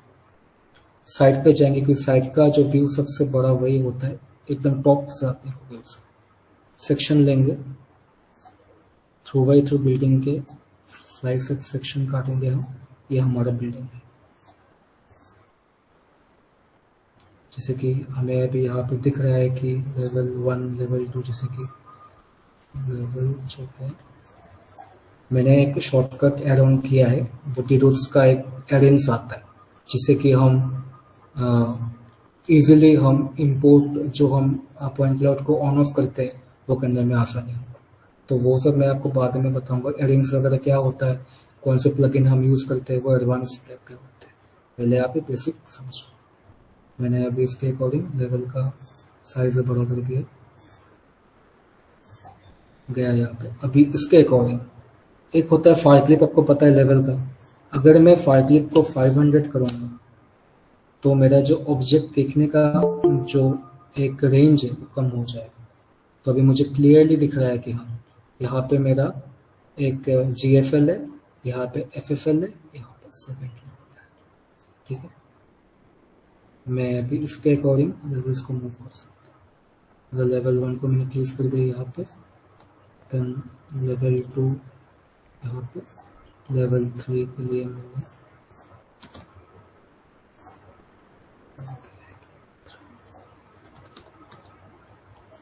अगर मैं अभी इसका जो फायर क्लिप है सेक्शन का, इसको मैं बहुत दूर करूँगा तो क्या होगा, मुझे बहुत दूर की चीज़ें दिखेंगी, तो मुझे आइडेंटिफिकेशन करने में थोड़ा मुश्किल है। अब एक चीज़ याद रखना, स्कैन टू बिम हो या बिम हो या कोई सा भी ऑब्जेक्ट हो, आपके पास अगर आप एक ऑब्जेक्ट को जितना पास से देखोगे, जितने नज़दीक से कोई किसी चीज़ को देखोगे, आपको उस चीज़ का जो आउटकम या उसका साइज जो होता है वो प्रॉपर प्रिसाइज हो, क्योंकि अगर आप एक बहुत कम स्केल पे जब आप एक चीज़ को देखोगे तो आपको उसका प्रॉपर जो दो लाइंस होते हैं उसके बीच का थिकनेस वगैरह क्या होता है वो आपको प्रॉपर आता है। जैसे कि मैंने अभी अगर आपको मैं बोलूँगा कि आप मेरे को थिकनेस बताओ तो आप कंफ्यूज हो जाओगे, हाँ ये लाइन भी दिख रहा है, ये लाइन भी दिख रहा है, ये भी दिख रहा है, अपना स्लैब का लाइन कौन सा है। सेम अगर मैं यहाँ पे 15,000 को 150 कर दूँगा, अगर देख सकते हो क्या यहाँ से यहाँ तक मेरा स्लैब है, ऑब्वियसली इसके अंदर सीलिंग भी होगा, तो मेरा जो स्लैब हो सकता है वो इसके भी अंदर हो सकता है। 50 mm का सीलिंग को अगर हम छोड़ देंगे, 30 mm का सीलिंग को छोड़ देंगे, उसकी भी ये यूके का प्रोजेक्ट है, तो उनका जो सीलिंग का जो थिकनेस होता है वो 20 से लेकर 50 mm के बीच होते हैं, depend on ceiling and construction. ठीक है, तो मैंने अभी यहाँ पे लेवल सेट कर दिया, अभी हम लेवल 1 पे जाएंगे। तो मैंने लास्ट क्लास पे एक चीज़ बोला था कि मैं आज आपको बताऊंगा कि ये जो मेरा पॉइंट क्लाउड है, ये पॉइंट क्लाउड अभी ऐसे स्ट्रेट नहीं है, ये भी एंगल में। मुझे अगर मैं चाहूँ कि मुझे पूरा सीधा करना है इसे, तो मैं मॉडलिंग के लिए इजी होगा, उसके लिए एक आता है हमारा स्कोप बॉक्स। स्कोप बॉक्स पता होगा आपको, स्कोप बॉक्स यहाँ से लेंगे, स्कोप बॉक्स यहाँ से बनाएंगे। फर्स्ट व्यू रेंज में अभी के लिए कम कर देता हूँ, मैं आपको व्यू रेंज का बताऊंगा थोड़ी देर में। सेट करके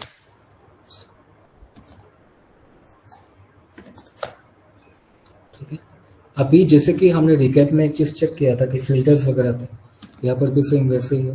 पॉइंट क्लाउड में जाएंगे, वीडियो में जाएंगे, विजुअल ग्राफिक सेटिंग पे, पॉइंट क्लाउड, यहाँ पर सिम कलर मोड पे जाएंगे, कलर मोड पे RGB, single colour, elevation, intensity, normal देंगे। तो यहाँ पे अगर हम इंटेंसिटी देंगे तो वो यहाँ का सेटिंग थोड़ा डिफरेंट रहता है, ब्लैक एंड वाइट में आ जाता है। तो मैं प्रेफर करता हूँ कि आप या तो RGB यूज़ करो या तो नॉर्मल यूज़ करो, उससे क्या होगा आपको वाइब्रेंट होकर। ठीक है, मुझे अगर अभी इस पूरे मॉडल को सीधा करना हो तो मैं क्या करूँगा, एक लाइन खींचूंगा, डिटेल लाइन, जो सबसे लंबा एक लाइन होता है इसके अकॉर्डिंग।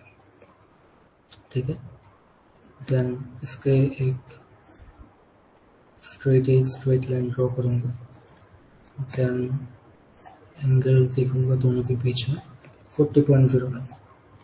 अभी मैं उसे इस साइड में, अपोजिट साइड में 40.09 रोटेट कर दूँगा।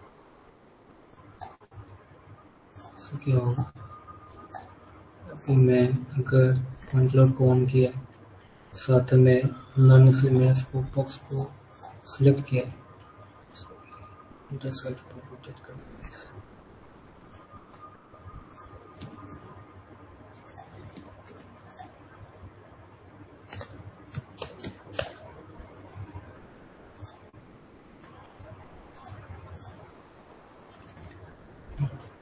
मेरा ये मॉडल इस साइड पे ओरिएंट होकर स्ट्रेट हो गया आगे। तो मैं अगर अभी मॉडल करूँगा, मेरे जो वॉल्स है वो सीधे बनेंगे ओरिएंट।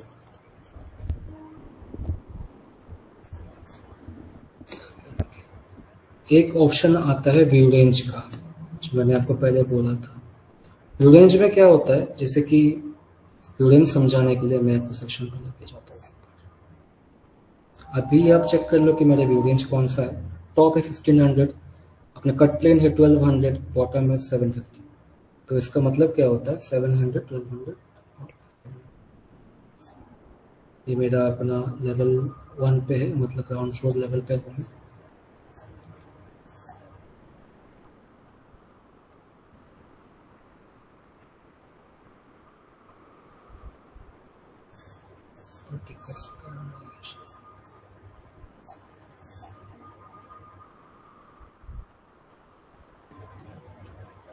लोड होने में टाइम लगता है थोड़ा।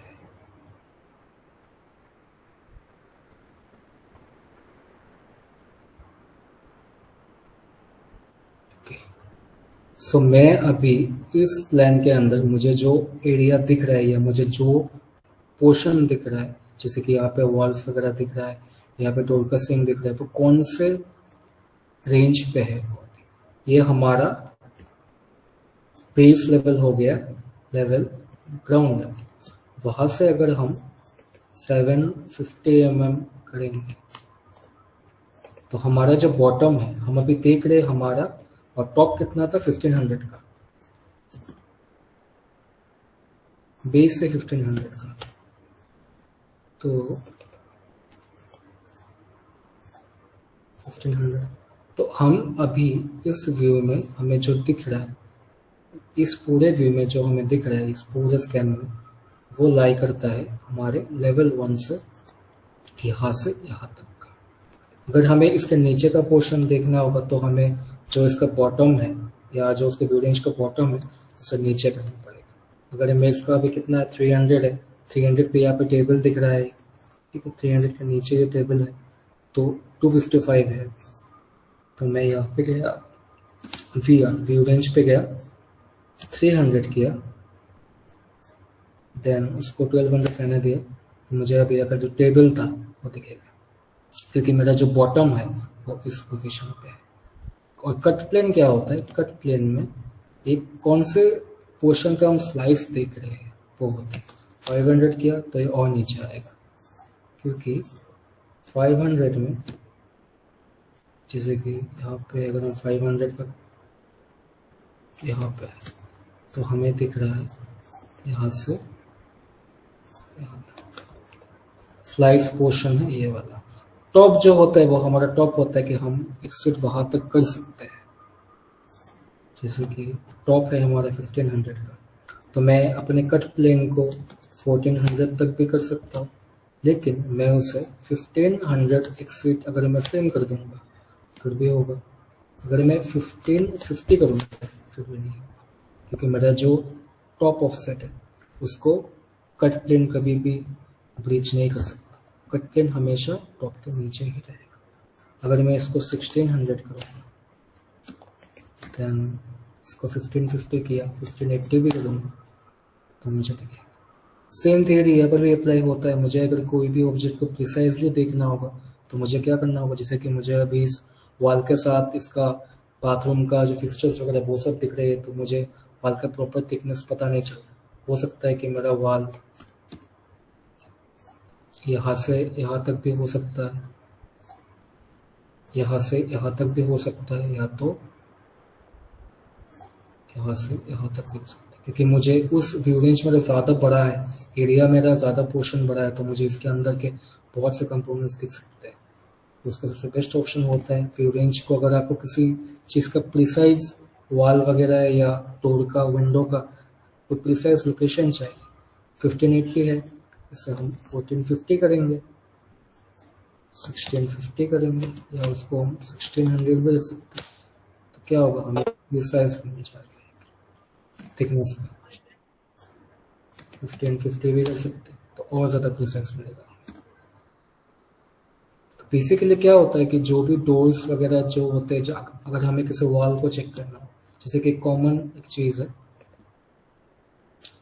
हमारे जो यहाँ से जो दिख रहे डोर्स यहाँ पे है, तो इनका लेवल कहाँ तक है,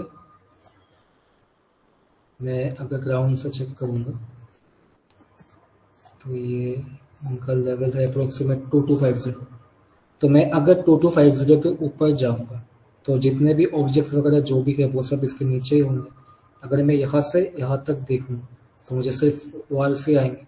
अगर मेरा मेन पर्पस जब मैं मॉडलिंग स्टार्ट करूँगा, मेरा पर्पस अगर सिर्फ वॉल्स ड्रॉ करना ही है, तो मैं चाहूँगा कि मुझे अनवांटेड जो चीज़ें हैं वो चीज़ ना दिखे। स्कैन टू बिम में जब आप मॉडलिंग करते हो, व्यू रेंज एक बहुत इंपॉर्टेंट एक टॉपिक होता है।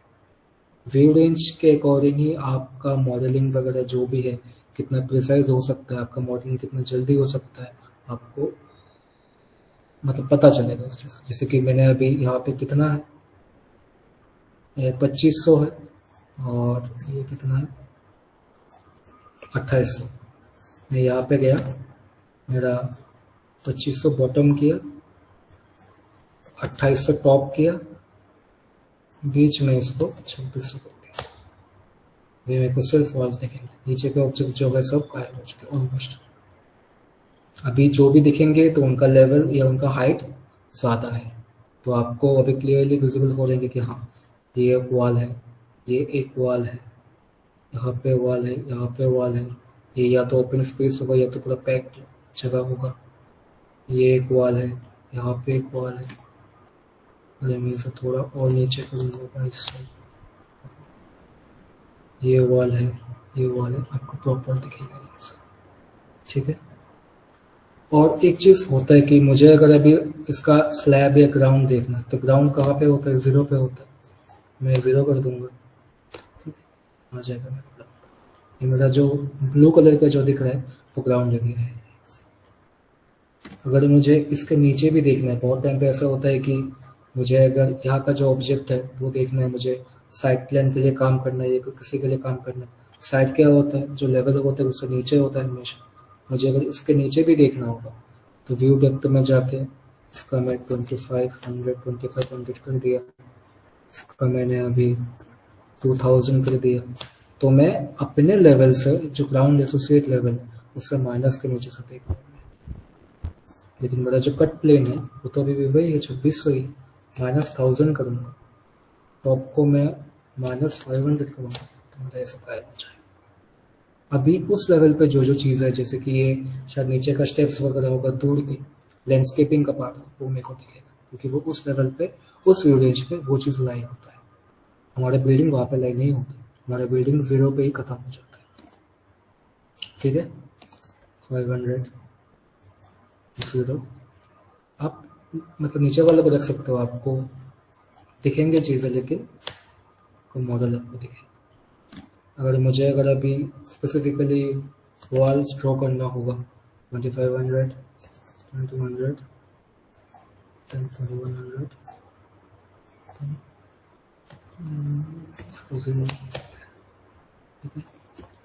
तो यहाँ से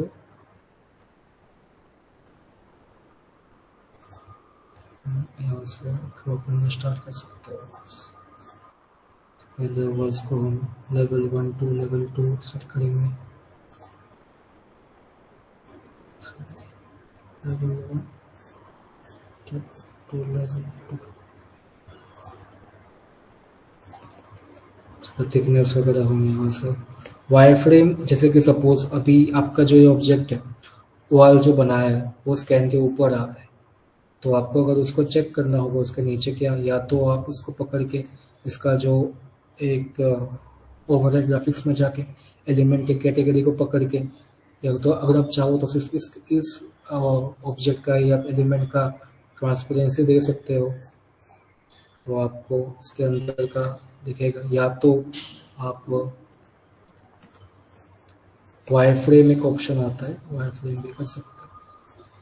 मैं वायर फ्रेम भी प्रेफर करता हूँ, और आपका जिसमें ज़्यादा अच्छा लगे आपको वो यूज़ कर सकते हो, ठीक है। बेसिकली हम क्या करते हैं, हम ऑब्जेक्ट को ट्रांसपेरेंसी दे देते हैं, क्योंकि वायर फ्रेम में क्या होता है बहुत टाइम में आपको अनवांटेड ऑब्जेक्ट्स भी दिखने स्टार्ट हो जाते हैं स्कैन के अंदर, ठीक है। जैसे कि जब भी मैं यहाँ पे सपोज एक विंडो है, यहाँ पे एग्जांपल देता हूँ, और जो ये वॉल्स टेढ़े आते हैं तो टेढ़े का भी एक टॉलरेंस लेवल आता है। हम 10, 20 या 30 mm तक हम उसको टॉलरेंस कर सकते हैं। वो प्रोजेक्ट पर डिपेंड करता है, आपका एलओडी कितने का है उसके ऊपर डिपेंड करता है, क्लाइंट का रिक्वायरमेंट के ऊपर डिपेंड करता है।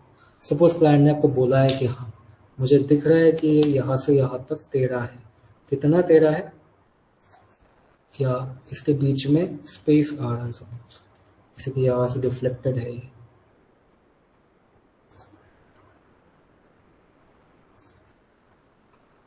$17 mm का यहाँ से डिफ्लेशन आ रहा है। तो हमारे पास ऐसा हो सकता है कि क्लाइंट ने स्कोप में या तो लिख के दिया है कि you can consider up to 20 mm of, like वहाँ तक हम टॉलरेंस इसको यूज़ कर सकते हैं। तो हमारा अगर कोई भी ऑब्जेक्ट के बीच में अगर 20 mm तक का हमारे पास अगर गैप आता है तो हम उसको टॉलरेंस कर सकते हैं, या तो हम उसको क्या बोलते हैं इग्नोर कर सकते हैं उसे। अगर वो ज़्यादा होता है तो हमें उसके अकॉर्डिंग टैब दबा के हम अपने अकॉर्डिंग स्कैन फाइल या जो वॉल से ऑब्जेक्ट जो भी हम बनाएंगे उसे हमें चेंज करना होगा। और एक मेन चीज़ होता है वॉल राउंड ऑफिंग का। सपोज हमारे पास मैंने अभी एक वॉल बनाया है, तो ये बहुत से लोग ट्राई करेंगे, मुझे पता है। इसका दिक्कत स्टार्टिंग में होगा कि अगर आपने इसका अगर थिकनेस को सपोज मैंने इसका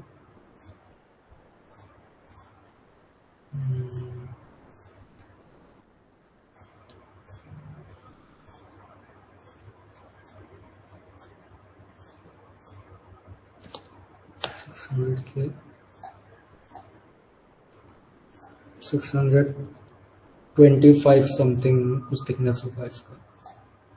तो अगर आप ट्राई करना हमेशा या तो राउंड ऑफ करके, या तो 700 का वॉल लेना, 600 का वॉल लेना, 625 का, 650 का, ऐसा वॉल लेना।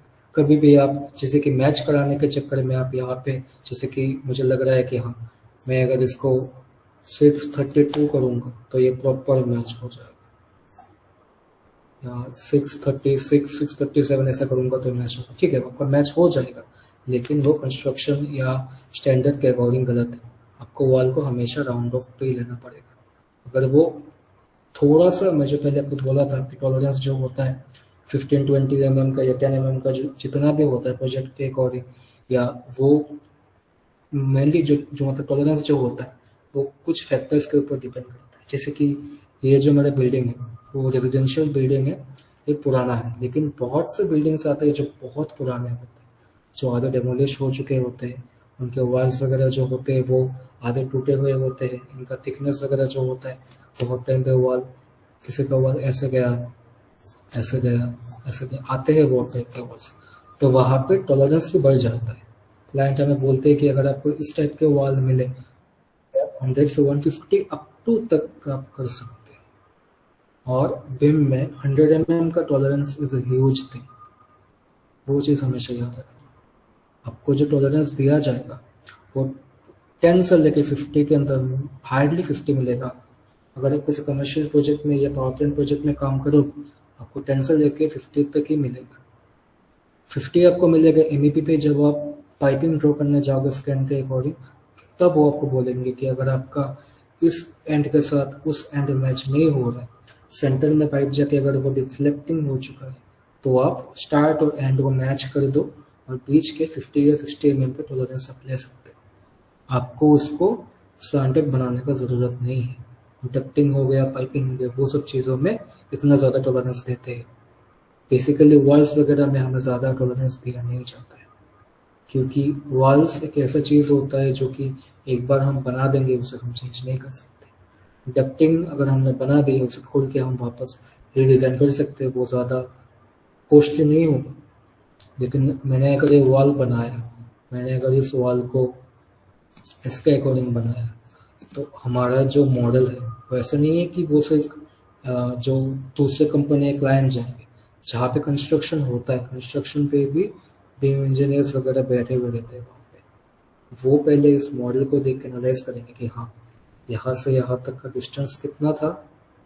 वहाँ पर भी अप्रोक्सीमेट पे काम होता है। सपोज यहाँ का यहाँ तक का जो डिस्टेंस है कुछ 4 तो अप्रोक्सीमेट, सपोज यहाँ पे 4500 का आ रहा है, तो वहाँ पे कंस्ट्रक्शन का जो इंजीनियर होगा वो बोलेगा कि हाँ यहाँ से यहाँ तक का 450 तक का डिस्टेंस है, आप उसको ले सकते हैं, जूम कर सकते हैं, ठीक है। तो जो इंजीनियर को उसने कर दिया। लेकिन अगर आपका मेन वाले यहीं पर ही होगा, कितने का डिफरेंस आया आपको, अप्रोक्सीमेट 200-300 mm का डिफरेंस आ गया, तो उसके लिए आपको पूरा जो मॉडल है, पूरा जो डिज़ाइन है, उसको वापस से आपको बनाना।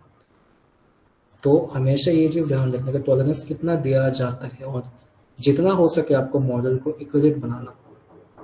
कि आपने अगर किसी वॉल बनाया, सपोज मैंने यहाँ पे वॉल बना दिया एक,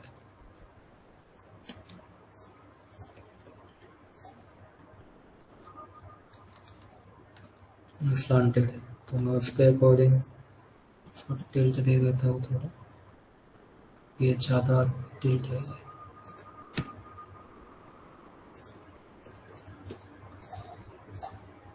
ठीक है, थिकनेस थोड़ा बड़ा होगा। मुझे अगर यहाँ पे कोई विंडो प्लेस करना होगा, विंडो का शॉर्टकट W1, तो यहाँ से जाके विंडो चूज़ किया, डाल दिया। अभी ये मेरे को विंडो दिख क्यों नहीं रहा, क्योंकि विंडो का हाइट कितना है 915 का, मेरा व्यू रेंज कितना है 2000 का। ये जो विंडो है ये मेरे व्यू रेंज के नीचे है। मुझे अगर अभी इसको देखना है 200, then 500, then 1200, इसके ऊपर 1000, 1500 आ गया हमारा विंडो। तो विंडो का जो फिल हाइट है यहाँ पे है, तो मैं अगर इसको और ज़्यादा अच्छे से देखना चाहता हूँ 500, then 800 आ गया। तो हम यहाँ पे जाकर विंडो का जो साइज़ है उसे भी चेंज कर सकते हैं यहाँ से। तो मैं इस टाइप का विंडो भी ले सकता हूँ, ठीक है। विंडो मैच हो गया और स्क्रिप्ट वगैरह देके आप इसको ऊपर नीचे कर सकते हो। अभी आता है कि मेरा विंडो प्लान के अकॉर्डिंग तो मैंने सही लगा दिया, सो थोड़ा सा है साइज, तो विंडो के टाइम पे भी सेम राउंड ऑफ ही होगा, स्टैंडर्ड मेंटेन होगा, या तो 1000/200, 1000 बाई इतना का होगा, 1052 1053 ऐसा कभी नहीं होगा।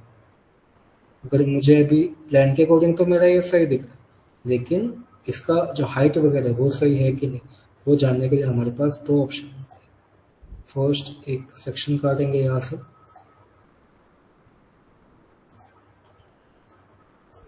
और जो मैं ये शॉर्टकट यूज़ कर उसका एक सॉफ्टवेयर आता है डिरूट्स का। डिरूट्स बेसिकली एक प्लगइन होता है, उसे हम मल्टीपल शीट जनरेशन भी कर सकते हैं, यहाँ से पैनल क्रिएट भी कर सकते हैं, फैमिली अगर कोई सही से प्रॉपर काम कर रहा है कि नहीं उसको भी हम चेक कर सकते हैं। शो हेड ऑप्शन आता है जो कि पॉइंट क्लाउड के अकॉर्डिंग स्पेसिफिकली पॉइंट क्लाउड पे काम करता है, ठीक है। और ये बहुत से प्लगइन्स हैं इंडस्ट्री में यूज़ होते हैं, बहुत से प्लगइन्स, तो ये उनमें से एक है क्योंकि ये फ्री है। जो बाकी सभी जो है वो लाइसेंस वाले बहुत महंगे होते हैं। जैसे कि यहाँ पे फाइंड किया मैंने, हमको दिख रहा है कि इसका जो बाहर का जो एरिया पोर्शन है, तो बेसिकली हुआ क्या था, फाइंड करूँगा तो ये इसका बाहर का जो जैम है वो एक स्पैक ऑफसेट है। यहाँ पर भी आप वाई फ्रेम में चेक कर सकते हो जाके, या तो यहाँ पे हिडन लाइन पे चेक करोगे तो क्या होगा, आपका जो वॉल है आप इसको थ्रू बाई थ्रू नहीं देख पाओगे। मैंने आपको क्यों मना किया था पहले कि हर टाइम पे अगर आप वाई फ्रेम यूज़ करोगे, अगर आपको इस चीज़ को देखना है, मैं अगर हिडन लाइन यूज़ करूँगा तो बहुत से ऑब्जेक्ट हाइड हो जाएंगे, मुझे सिर्फ यही ऑब्जेक्ट दिखेगा। वाई फ्रेम करने से क्या होता है, जब आपका व्यू रेंज बहुत ऊपर होता है तो आपको नीचे के ऑब्जेक्ट भी दिखना स्टार्ट हो जाते हैं, तो वो कंफ्यूजिंग होता है बहुत सारे। जैसे कि मैं अगर सीलिंग के लेवल पर जाता हूँ तो 2600, 2800 और सीलिंग का लेवल कहाँ तक है,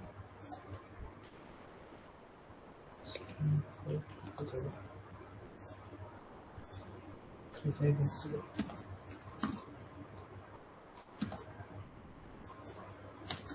3200, 3500। यहाँ पे एक सीलिंग आ गया यहाँ पे, तो आपको अगर मैं वाई फ्रेम करूँगा यहाँ पे, वाई फ्रेम हिडन लाइन करूँगा तो ये देखो बहुत सी चीज़ें हाइड हो गई है।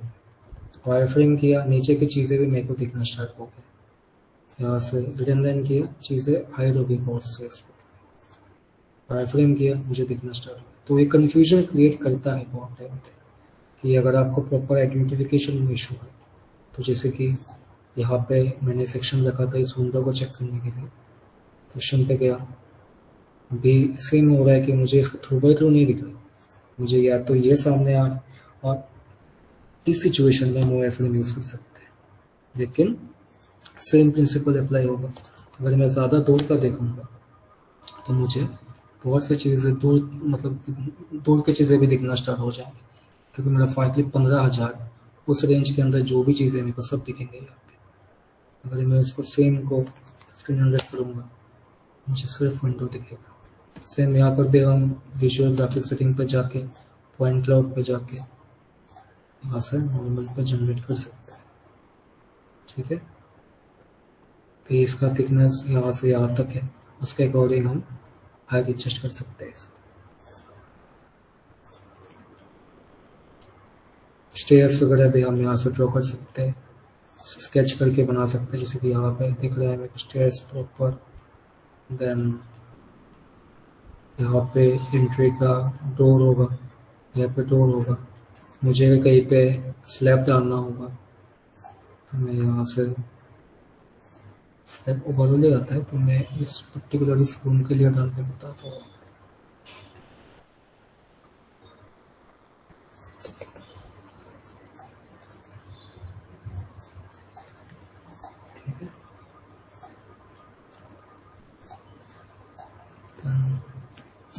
सीधा करते कि मैंने पहले स्कोप बॉक्स के अकॉर्डिंग सेक्शन लगाए थे। तो स्कोप बॉक्स क्या करता है, जो भी ऑब्जेक्ट को मूव कर देता है, लेकिन जो व्यूज को वो नहीं कर पाता, व्यूज अपनी जगह पर रह जाता है।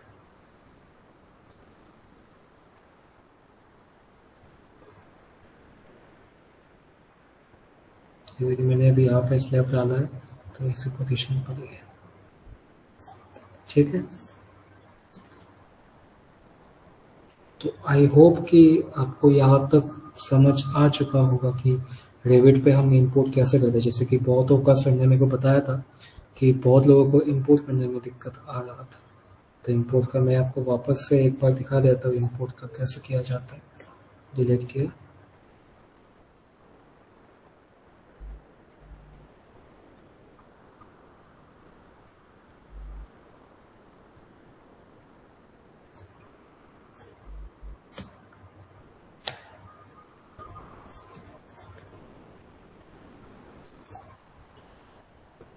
Manage link, point cloud, add RCP file को।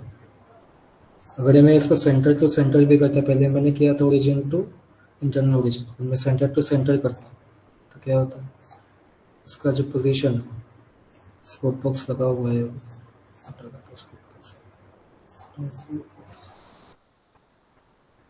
तो जो मेरा पहले का जो लोकेशन था, मेरा पहले का कहाँ पे था, यहाँ पे था, अभी मेरा चेंज होकर वहाँ चला गया। वो डिपेंड करते कोऑर्डिनेट के ऊपर। पहले मेरा जो सेक्शन दिया था मैंने यहाँ पर रखा था, अभी वो वहाँ पे चला गया। सेम हमें ये सबसे फर्स्ट जाकर लेवल डिनोट करना होगा, किस लेवल पे कौन सी चीज़ लाई होता है।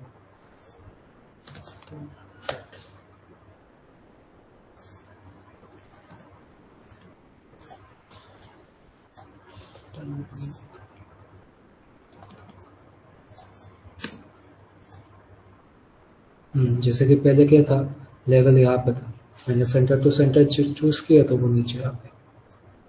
वो पोजीशनिंग चेंज हो जाता है पूरा उसे। इसीलिए तो हमारे पास पहले से डिनोट होके आता है कि हमें किस पोजीशन पे काम करना होता है, origin to origin, centre to centre, या जैसे कि लेवल वगैरह साइज सब कुछ सही है, लेकिन इसका पोजीशन वहाँ से यहाँ आ गया, या तो यहाँ से यहाँ मूव हो गया, या तो ऊपर नीचे मूव हो गया, हॉरिजॉन्टल या वर्टिकल कहीं से भी मूव हो गया। सेम लेवल्स वगैरह कोई कुछ चेंजेस नहीं होगा, सिर्फ आपका पूरा स्कैन जो है वो ऊपर से नीचे या नीचे से ऊपर चला जाए, ठीक है।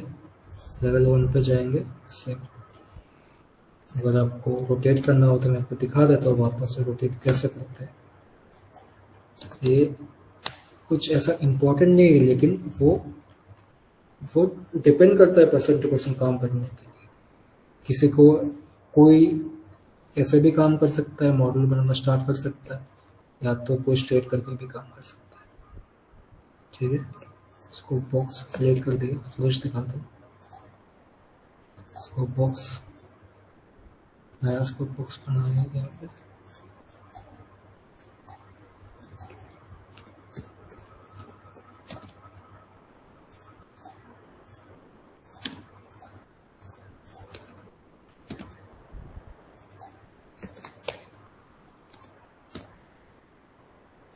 किसी सबसे लंबा वाल जो आपको लगे कि सबसे लंबा वाल वही है, उसको पकड़ने, क्योंकि अगर आप लॉन्गेस्ट जो ऑब्जेक्ट है उसको पकड़ोगे तो उसके अकॉर्डिंग ही पूरा मॉडल पर टिल्ट होगा। अगर आपने सपोज, इसका बेसिक प्रिंसिपल क्या होता है, आपके पास एक ऑब्जेक्ट है यहाँ से यहाँ तक, ठीक है, आपके पास एक ऑब्जेक्ट है यहाँ से यहाँ तक। सीधा कौन सा होगा, अगर आप इसको पकड़ के मूव करोगे तो आपका पूरा प्रोजेक्ट सीधा होगा, क्योंकि आपको दिख रहा है यहाँ से यहाँ तक एक अच्छा खासा लेंथ है। लेकिन अगर आप इसे पकड़ के अगर आप सोचो कि नहीं मैं इसके अकॉर्डिंग मेरे स्कोप बॉक्स को मूव करूंगा, तो एक्चुअली में क्या है, ये टेढ़ा है। अगर आप इसके अकॉर्डिंग करोगे इसके अकॉर्डिंग भी सीधा होगा, लेकिन क्या होगा कि आपके जो जितने भी वॉल्स हैं वो टेढ़े हो जाएंगे। मैक्सिमम अगर आप करोगे तो वो वॉल्स जहाँ पे आपको 20 mm का डिफ्लेक्शन आ रहा होगा, कहीं पे अगर आपको वॉल्स ऐसा है सीधे नहीं आएंगे, टेढ़े वॉल्स आएंगे। तो सबसे लंबा जो ऑब्जेक्ट है उसको पकड़ के आपको मूव करना है। सबसे लंबा यहाँ पे वॉल ही है, ये वाला वॉल स्ट्रेट लंबा हुआ वॉल, उसके अकॉर्डिंग एक 90 में स्ट्रेट में एक वॉल लाइन ड्रॉ करो। एंगल कितना है देखो 40.14, देन पकड़ा रोटेट। और याद रखना कि जो ये पॉइंट क्लाउड है स्कोप बॉक्स के अंदर ही होना चाहिए जब आप रोटेट करोगे, ये तो आप बाहर कहीं पे रोटेट करोगे आपका पॉइंट क्लाउड रोटेट नहीं रोटेट 40.14, ठीक है।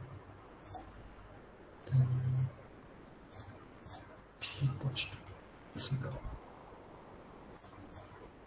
Got it. अभी आप यहाँ से मॉडलिंग स्टार्ट कर सकते हो कि यहाँ से डोर का भी सेम फंडा रहता है।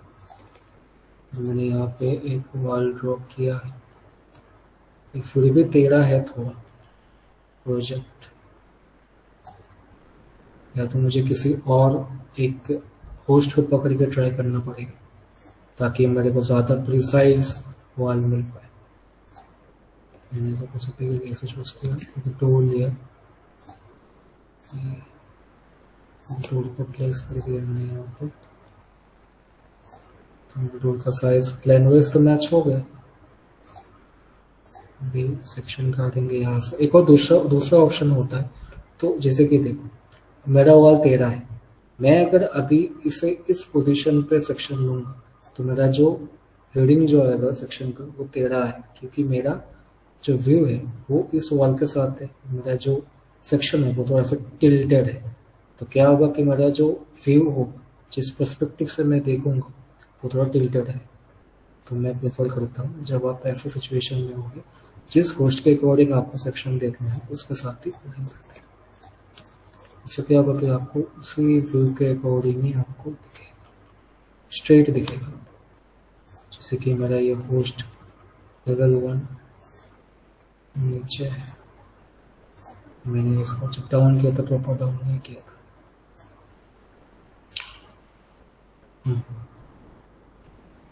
यहाँ पे लेवल 1, अच्छा यहाँ पे मल्टीपल फ्लोर्स है। Multiple floors in the sense एक ही बिल्डिंग के अंदर आपके पास बहुत से डिफरेंट लेवल के फ्लोर्स है। इसका क्या मतलब होता है बताता हूँ, ठीक है। मैं अभी इस व्यू से देख रहा था, मैंने इस अकॉर्डिंग एक स्लाइस किया।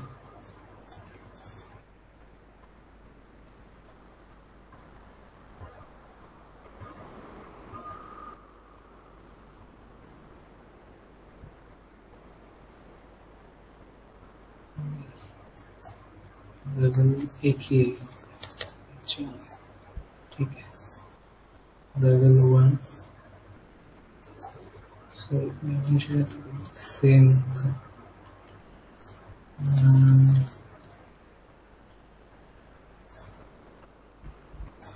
सर ये कब तक क्लास चलेगा? कब तक मैं एंड कर दूंगा अभी 10-15 मिनट के अंदर ही। जो जहाँ तक था आपको समझ आ गया तो आप प्रैक्टिस कर सकते हो उसके अकॉर्डिंग। मैं अभी बस जो भी टिप्स एंड ट्रिक्स होते हैं कि जो भी आपको मॉडलिंग के टाइम पे जो भी आपको प्रॉब्लम्स अगर आ सकते हैं मैं वो चीज़ कवर करने की कोशिश कर रहा हूँ मैं, ठीक है। जो मेरे मेन था कि स्कैन कैसे अपलोड करते हैं, स्कैन फाइल कैसे करते हैं, वो सब मैंने बता दिया। जैसे कि मैं बोल रहा था कि डिफरेंट लेवल है, यहाँ पे एक मेजरमेंट फ्लोर है, यहाँ पे एक अलग फ्लोर है। तो अगर आपको इसके अकॉर्डिंग देखना है या तो आपको इस लेवल के रिस्पेक्टिव में जाके व्यू रेंज को नीचे करके देखना पड़ेगा, या तो आप यहाँ पे एक दूसरा फ्लोर बना के देख सकते हो। सर कोई समझ नहीं आ रहा है अच्छे से। हेलो। अभिषेक आप परेशान मत हो, अभी आपके लिए नया है ये एक्चुअली। क्या है ना देवयानी, इनको रैबिट का नॉलेज नहीं है अभी ये न्यू बैच है। ओके आप जस्ट ओके देखो अभिषेक, ठीक है, एक कुछ भी अंडरस्टैंड हो रहा है तो चलेगा। बाद में इस लेक्चर को आप देखना जब रैबिट आपका होने लगेगा, ठीक है, रिकॉर्डिंग हो जाएगी। तो अभी जस्ट देखो, कुछ भी समझ में आ रहा है तो आपके लिए अच्छा रहेगा, ठीक है, डोंट वरी। और गाइस ये सबके लिए, जो लोग भी न्यू हैं वो लोग बिल्कुल परेशान ना हो। आपका रैबिट अभी नहीं हुआ है, इसकी वजह से आपको थोड़ा कम समझ में आएगा। जस्ट देखो कि क्या है ये, ठीक है, जिससे कि आगे आपको समझ, फिर से सर आपको पढ़ा देंगे, डोंट वरी। ओके ठीक है। तो ये सब चीज़ें जो है वो बेसिकली क्या होता है, जब आप रेविट प्रॉपरली सीख जाते हो, अगर आपने कभी कैट टू बेम एनवायरनमेंट में काम किया होगा या आपने कभी मॉडलिंग किया होगा, उसके बाद का एक फर्दर नेक्स्ट स्टेप होता है ये। वो कैट टू बेम से पूरा डिफरेंट होता है। कैट टू बेम में क्या होता है कि हमें इस लेवल पे जाके हमने एक शीट जो हमारे पास PDF GFL का डाल दिया, इसके ऊपर डाल दिया, इसके ऊपर डाल दिया, डालने के बाद हमें लॉक कर दिया, वो सब पिन कर दिया, हो गया। लेकिन यहाँ पे क्या होता है, हमारे पास पूरा एक नक्शा पहले से होता है, किस पोजीशन पे कौन सा चीज़ लाई होता है वो हमारे पास प्रॉपरली आता है। जैसे कि मैं बोल रहा था मेजरमेंट फ्लोर का, भी मेजरमेंट फ्लोर बेसिकली क्या होता है, एक आपके पास अगर स्टेयर पे एक्सेस करने के लिए अगर आपके पास कोई सपोज ये मेरा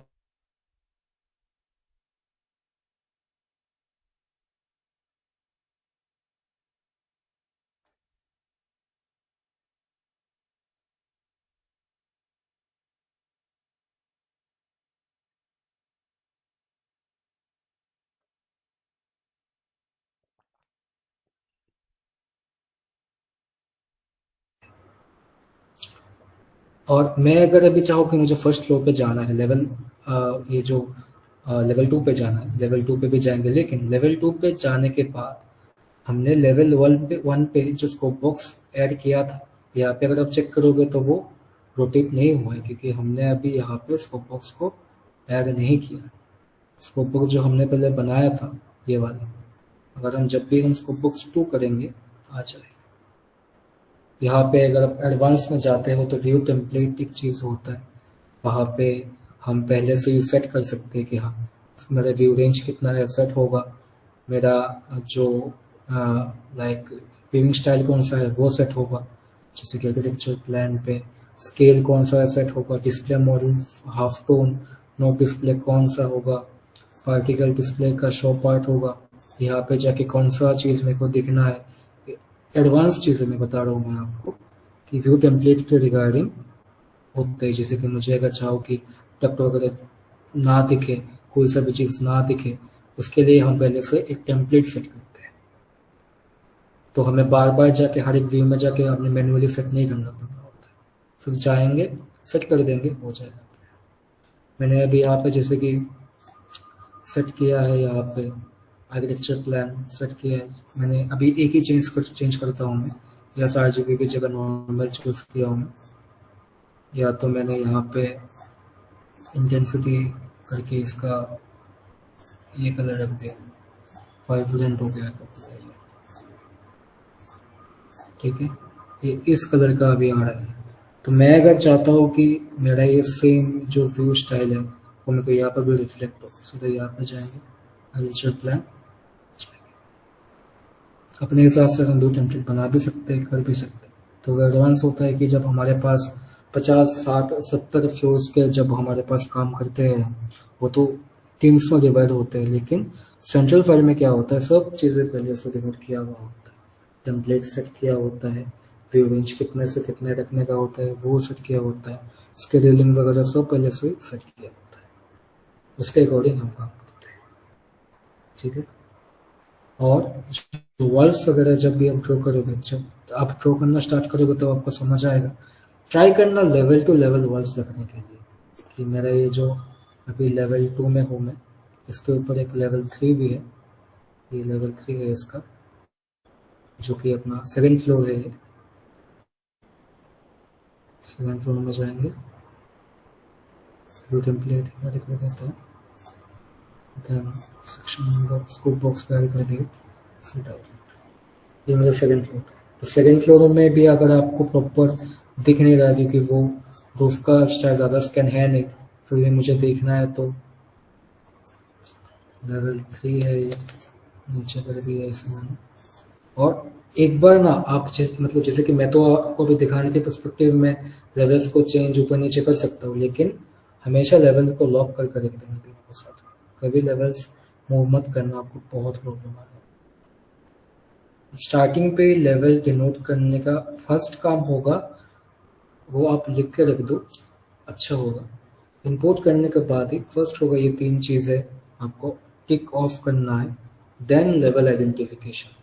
अगर आप लेवल आइडेंटिफिकेशन करे बिना मॉडलिंग स्टार्ट करोगे तो उसका प्रॉब्लम ये होगा कि आपको अचानक से अरे ये चीज़ कहाँ से गया, मुझे ये चीज़ दिखा नहीं कभी, अरे वो फ्लोर मेरे से मिस होगा। जैसे कि जो मेजरमेंट फ्लोर जो एक था, मैं अगर यहाँ पे अभी लेवल 1 लेवल 2 लेवल 3 पे ही काम कर रहा होता तो मॉडल होने के बाद जब मैं कंप्लीट सबमिशन के लिए जाता, फिर जब कोऑर्डिनेटर वगैरह जब क्यूसी करेंगे उसका अच्छे से, फिर मुझे बोलेंगे कि भाई आपका तो ये फ्लोर आपने किया ही नहीं।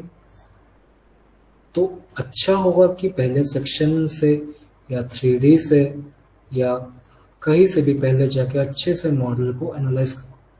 स्कैन को 5-10 मिनट आधा घंटा, अगर बड़ा स्कैन हुआ 20-25 मिनट टाइम लो, अच्छे से स्कैन को एनालाइज करो। हर एक रूम में जाके रूम के लेवल डिफरेंस कहीं पे है कि नहीं उसको नोट करके रखो। मॉडलिंग के टाइम में ऐसा किसी के साथ नहीं होता कि जिसको हर एक चीज़ याद रहे, लिख के रखो ये सब चीज़ों को। स्कैन टू बिम में ऐसा नहीं हो सकता कि आपको अगर सपोज आपने पूरे मॉडल यूज़ कर रहे हो, आपको पता है कि हाँ यहाँ पे एक पाइप है, बाद में लगा दोगे, ये बाद में जो आप बोलते हो ना खत्म, वो आप या तो अगर आप बहुत ज़्यादा एफिशिएंटली काम करोगे तभी याद रहेगा, लेकिन जब आप पूरे प्रोजेक्ट को कंप्लीट कर दोगे हो सकता है कि आपसे मिस हो जाए। तो ट्राई जो आपको दिखता है वो फर्स्ट करो, वर्कसेट बनाओ, कुछ ऐसा अपना एक लाइक स्टैंडर्ड बनाओ, एक वर्कफ्लो बनाओ कि मुझे फर्स्ट वॉल से स्टार्ट करना है, विंडो से स्टार्ट करना है, वॉल के बाद window, then slab, then wall को चेक करना है, देन विंडो डालना है, डोर डालना है, देन मुझे ऊपर जाना है, या तो उसके अंदर कुछ फर्नीचर वगैरह हो गया, मटेरियल वगैरह देना है, वो सब करके देन। कभी भी ये मत करो कि मैंने आधा वॉल बनाया आधा विंडो बनाया, ये सब में क्या होगा, आपकी एक्यूरेसी कम होगा। सेकंड होगा कि आपसे चीज़ें बहुत सारे मिसिंग होंगे। जैसे कि यहाँ पे एक विंडो है, मैं अगर मतलब कि लेवल 3 में जाके अगर मैं इस पोजीशन पे काम करूँगा मुझे कभी पता नहीं चलेगा कि यहाँ पे क्या था। अगर मैं सपोज कभी 3D में नहीं आता, मैं सब यहाँ पर ही घूमता, हाँ मैंने मॉडल कर दिया, मुझे दिख गया यहाँ से, सर ने बोला था कि यहाँ से मॉडल करने के लिए, लेकिन 3D में जाके ये जो विंडो था वो आपसे मिस हो सकता है। तो first analyse the model the scan properly before start your, ठीक है। तो very good evening sir, sorry to Yes. Interrupt, मैं काफी देर से हैंड रेस किया हुआ था, तो अभी मैं बोल दी। सर मेरा क्वेश्चन ये था, ऐसे जो आप मेजरमेंट फ्लोर जो फ्लोर डिफरेंस है सर उसको अपन स्पेसिफिकली एक लेवल देके नहीं मतलब कर सकते हैं क्या? ऑप्शन है आपके पास, देखो मेजरमेंट फ्लोर क्या सर ये तो होता है, मतलब छोटा अगर सा, ये आप इसमें बता रहे हैं छोटा सा स्कैन है, अगर वही चीज मैं आपको बोलने वाला अगर हूँ। मल्टी अगर स्टोरी बिल्डिंग है, मतलब G+10 है और G+12 है, ठीक है, तो उसमें जब वॉशरूम्स के सारे फ्लोर्स अलग रहेंगे तो फिर उस टाइम कंफ्यूजन होगा कि हाँ ये मेन फ्लोर है, मतलब ये मेन लेवल कंफ्यूजन है। करने के लिए आपके पास 2 ऑप्शन होंगे, या तो आपके पास कोई अगर आपके पास आपको किसी एक लेवल को मैंने आइडेंटिफिकेशन के लिए यूज करना होगा कि हाँ मुझे पता है कि एक और लेवल है यहाँ पे जो कि इससे -300-400 के नीचे है, तो आप इसके अकॉर्डिंग नीचे जा सकते हो, जाके देख सकते हो, या तो आप यहाँ पे एक लेवल बना के उस लेवल का नाम दे सकते हो आप, मेजरमेंट 1 2 3 4 G+2 G+3 10 जितना भी हो। आप मॉडल जब हो जाएगा आपका, और याद रखना कि ये जो एक्सटीरियर वॉल जो होते हैं वो कभी मेजरमेंट के साथ अटैच नहीं होते, वो अटैच होते हैं अपने मेन जो लेवल होता है उसके साथ ही। जब आप कॉर्पोरेट बिल्डिंग वगैरह में काम करोगे जहाँ पे ऐसा ग्लास का जो एक कर्टन पैनल होता है वो कभी भी ऐसे मेजरमेंट के साथ अटैच नहीं होता, उनका level 1 level 2 level 3 level 4 to level 10-15 तक जाता है। मेजरमेंट फ्लो जो होता है उनको सिर्फ एक डेक देते हैं, मेजरमेंट फ्लो को आइडेंटिफिकेशन उसका कोई ज़रूरत नहीं पड़ता। मेजरमेंट फ्लो को अगर आपको प्लान में रिप्रेजेंट करना होता है, आपको आपको प्लान रीजन आता है बहुत से टाइम पे, या तो वहाँ पे आप उसका अलग से एक प्लान बना के दिखा सकते हो कि हाँ मेजरमेंट फ्लोर ये है। तब अगर रिक्वायरमेंट हो कि मेजरमेंट फ्लोर को अच्छे से डिनोट करो तभी आप उसका लेवल बना, नहीं तो आप यहाँ पे एक स्लैब डालो, स्लैब का माइनस देखो कि मेन मदर जो अपना मेन जो लेवल है उसका ऐसा कितना है 324 ना, इसको 330 पकड़ो, 330 नीचे आओगे तो मेजरमेंट फ्लोर दिख जाएगा आपको। ठीक है, वैसे भी कर सकते हो अगर आपको अगर नीड है स्पेसिफिक कि मुझे इसका अगर मेजरमेंट फ्लोर के लिए मुझे एक लेवल डिनोट करना है, मुझे वो मेजरमेंट फ्लोर इम्पोर्टेंट पार्ट है।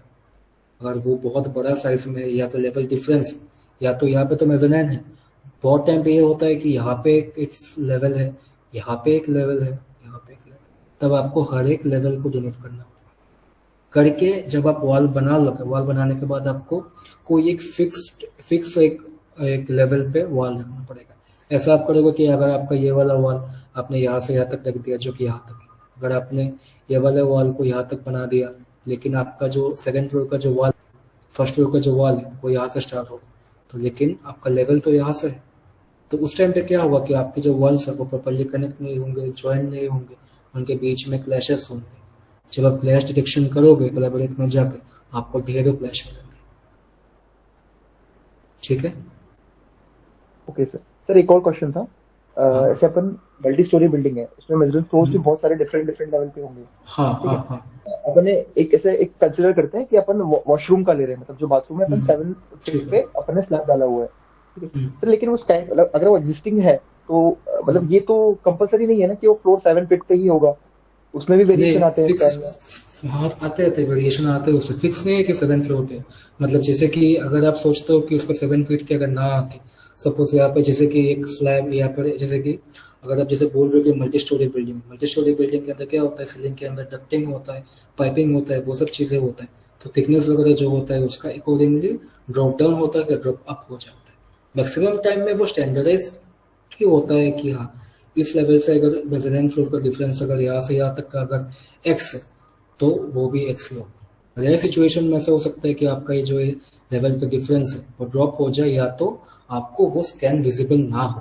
मैं सोच सकता हूँ कि हाँ ये यहाँ से यहाँ तक का जो है, यहाँ से यहाँ तक का जो है, यहाँ से यहाँ तक का सेम नहीं होगा क्योंकि यहाँ पे फॉल सीलिंग है, इसके ऊपर रूफ है, तो मेरा जो सीलिंग का जो हाइट है वो नीचे हो गया है।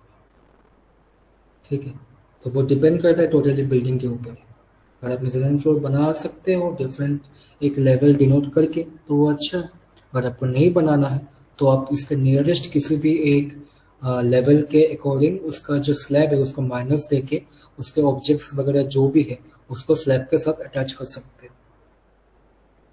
ठीक है, ओके सर। लेकिन मैं प्रेफर करूंगा कि स्टार्टिंग में आप लेवल बना के ही करो। ठीक है, वो तो लेंदी हो जाएगा, मल्टीपल आपके पास लेवल्स आ जाएंगे। जब आपके पास ज़्यादा लेवल्स आ जाएंगे ना तो क्या करना, जैसे कि सपोज मैंने यहाँ पे लेवल 4 जो बनाया है एक,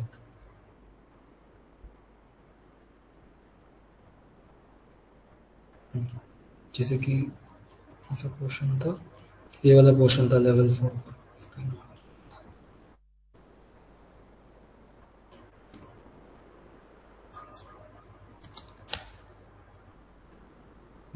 ये वाला पोर्शन जो था लेवल 4 का था, तो मुझे अनवांटेड इस साइड के भी दिख रहे हैं, तो आप वहाँ से भी स्कोप बॉक्स डाल के इसको छोटा कर सकते हो आपके काम के लिए। अगर आपको लगे कि अगर आप लेवल 4 पे जाओगे तो आपको आसपास की चीज़ें दिखेंगे जो कि उस लेवल से रिफ्लेक्ट नहीं हो रहे नीचे ऊपर के, लेकिन आपको सब चीज़ें दिखेंगी, तो उस हिसाब से आप क्या कर सकते हो, इसके आसपास एक स्कोप बॉक्स डाल के इसका साइज को छोटा कर सकते हो ताकि आप सिर्फ उसी जगह पे काम कर सकें, आपको ज़्यादा घूमना ना पड़े, या अगर आप आसपास पे डिस्ट्रैक्शन नहीं होगा। ठीक है सर। सर मल्टीपल लेवल से सर एक और वो रहेगा, एज अ बिगिनर आइडेंटिफिकेशन बहुत इजीली हो जाएगा, मतलब लेवल्स ज्यादा हो जाएंगे बट अगर आपको particular as a beginner first, as a beginner हो एडवांस हो, आपको फर्स्ट चीज जो होता है आइडेंटिफिकेशन ऑफ लेवल। जब आप लेवल आइडेंटिफिकेशन कर लोगे स्कैन के अंदर जाके, तो आपके लिए एक बिल्डिंग का 60% जो लेआउट वगैरह जो होता है वो आपका आ जाएगा ऑलरेडी। तो आपको पता चल जाएगा कि हाँ यहाँ से मेरा लेवल्स 2 लेवल्स है, 3 लेवल्स है, वो सब है। तो जब आपको लेवल्स पता चल जाएगा, आपके लिए काम करना आसान हो जाएगा। आप सिर्फ लेवल सेट करोगे, फ्यूरेंस सेट करोगे, आप काम स्टार्ट कर दोगे। ठीक है, okay sir, thank you very much.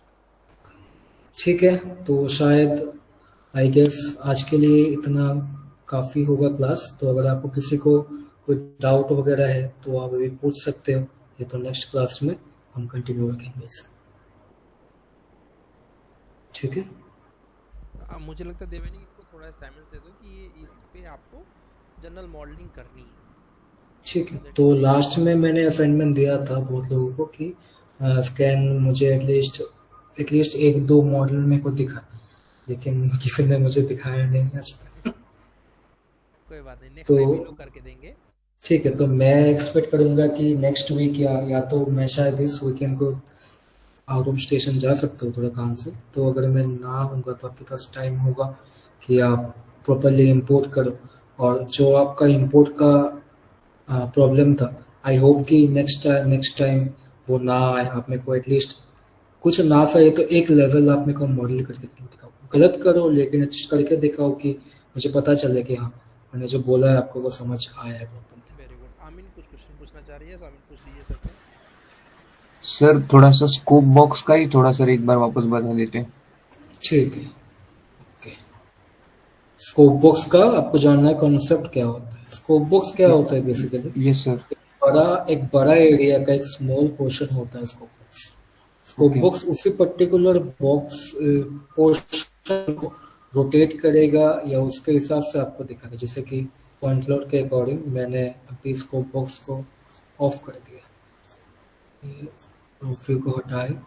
अभी ये मेरा डिफॉल्ट सेटिंग पे जो पॉइंट क्लाउड फाइल था वो आया था। ठीक है, यस सर। मुझे अभी इसका जो है स्कोप बॉक्स के अकॉर्डिंग डालना है। व्यू स्कोप बॉक्स डाल दिया यहाँ पे, इसके अकॉर्डिंग सेट किया। देन व्यू रेंज को वॉल तक में लेके गया।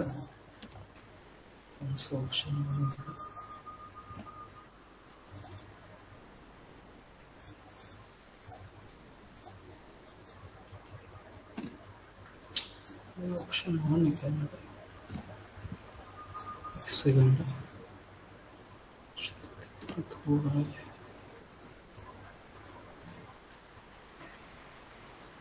ओके,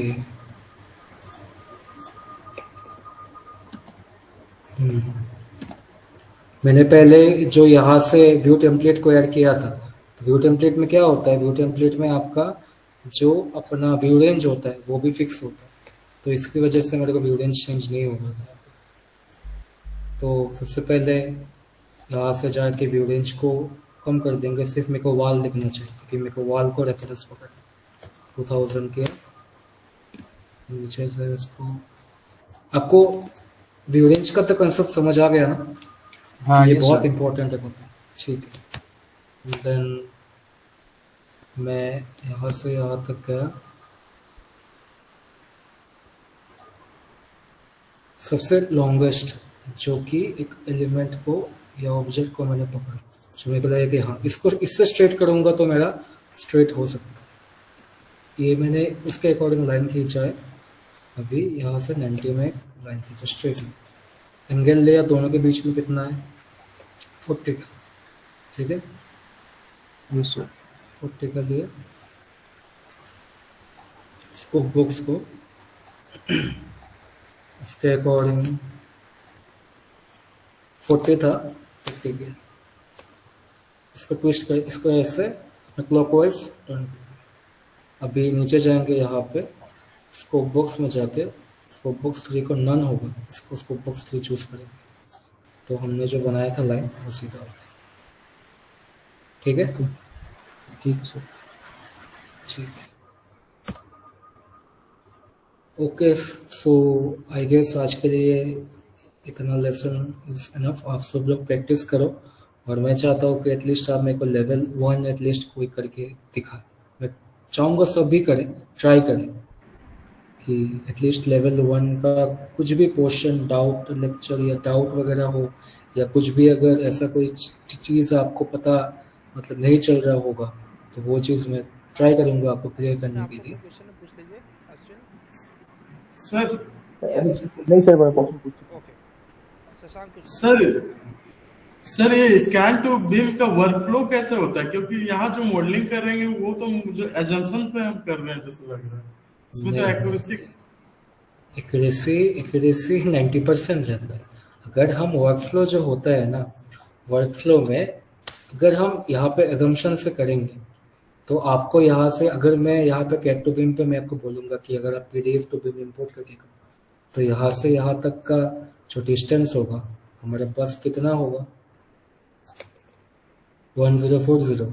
मैं अगर उसको अगर मैं पीडीएफ के साथ कंपैरिजन करूँगा, स्केल जब करूँगा या ऐसा कुछ करने जाऊँगा तो हमारे पास हो सकता है कि एरर 1040 से 1050 आ सके। मॉडल हमारे पास रियलिस्टिक बना हुआ है। एक्यूरेसी इन द सेंस कि अगर आप जाके पूरे इस वॉल को, अगर सपोज ये एक ऑब्जेक्ट है तो अगर आप इसको पूरा कर्व करके बना दोगे ना तो वो LOD 500 क्रॉस कर लेगा। LOD 500 is like as build. तो एज बिल्ड में क्या होता है कि जो हम दिखते हैं वही बनाते हैं। आप ये सोचो कि LOD 500 भी हम स्कैन टू बीम से अचीव कर सकते हैं। कैसे? जैसे कि यहाँ पे एक हिंज है, ये तो रेजिडेंशियल प्रोजेक्ट है।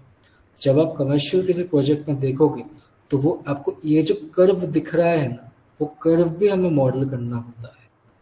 LOD 500 बहुत कम करते हैं, लेकिन जो एस बिल्ड में काम करते हैं 500 के नीचे आता है 450 400, जहाँ से फैब्रिकेशन का काम स्टार्ट होता है। फैब्रिकेशन के बाद के लेवल पे भी हम इस पे काम कर सकते हैं जाके।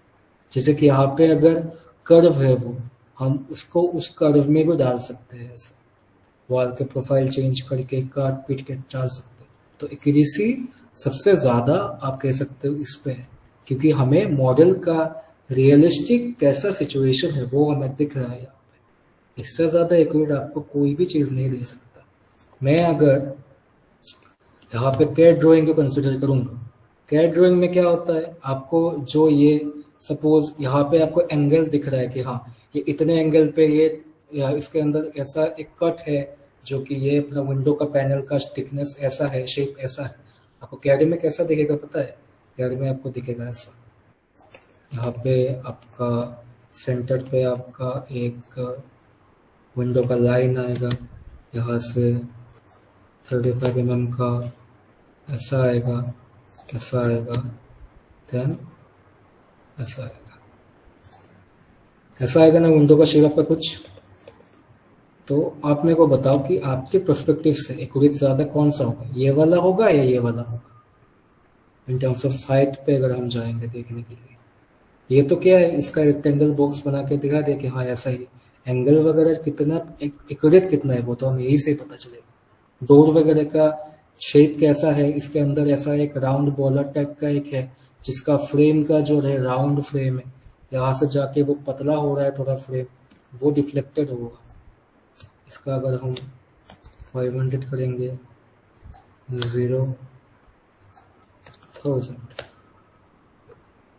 ये पैनल है यहाँ से इसका आर्च आके यहाँ पर गया। मैं आपको क्या बता रहा था कि मैं आपको समझा रहा था इन टर्म्स ऑफ LOD 200 के पर्सपेक्टिव। अगर मैं आपको LOD 500 के टाइम में जाकर समझाने जाऊँगा तो मैं बोलूँगा कि हाँ मुझे इसके अंदर जो कर्व है वो कर्व भी मुझे चाहिए होगा। ये वॉल टिल्टेड है, यहाँ पे आप कुछ भी करो, इसका वॉल का प्रोफाइल चेंज करो, इसके साथ दूसरा एक वॉल डालो, मासिंग से बनाओ, लेकिन मुझे ये एक्यूरेट वॉल चाहिए, इंक्लूडिंग ये हिंज, साइड के कंपोनेंट वगैरह जो भी है वहाँ तक। तो वो चीज़ आपको कैट टू बीम कभी भी अचीव करके नहीं दे पाएगा, जो स्कैन टू बीम आपको दे पाएगा। ठीक है? ओके गाइस, तो इतना ही आज रखते हैं, बाकी हम लोग ठीक नेक्स्ट है। क्लास में डिस्कस करेंगे। Thank you so much Devanik, and जल्दी हम ठीक है लोग सर। नेक्स्ट क्लास करेंगे। आप लोग एक हफ्ते की प्रैक्टिस कर लीजिए, then will go for the next classes guys.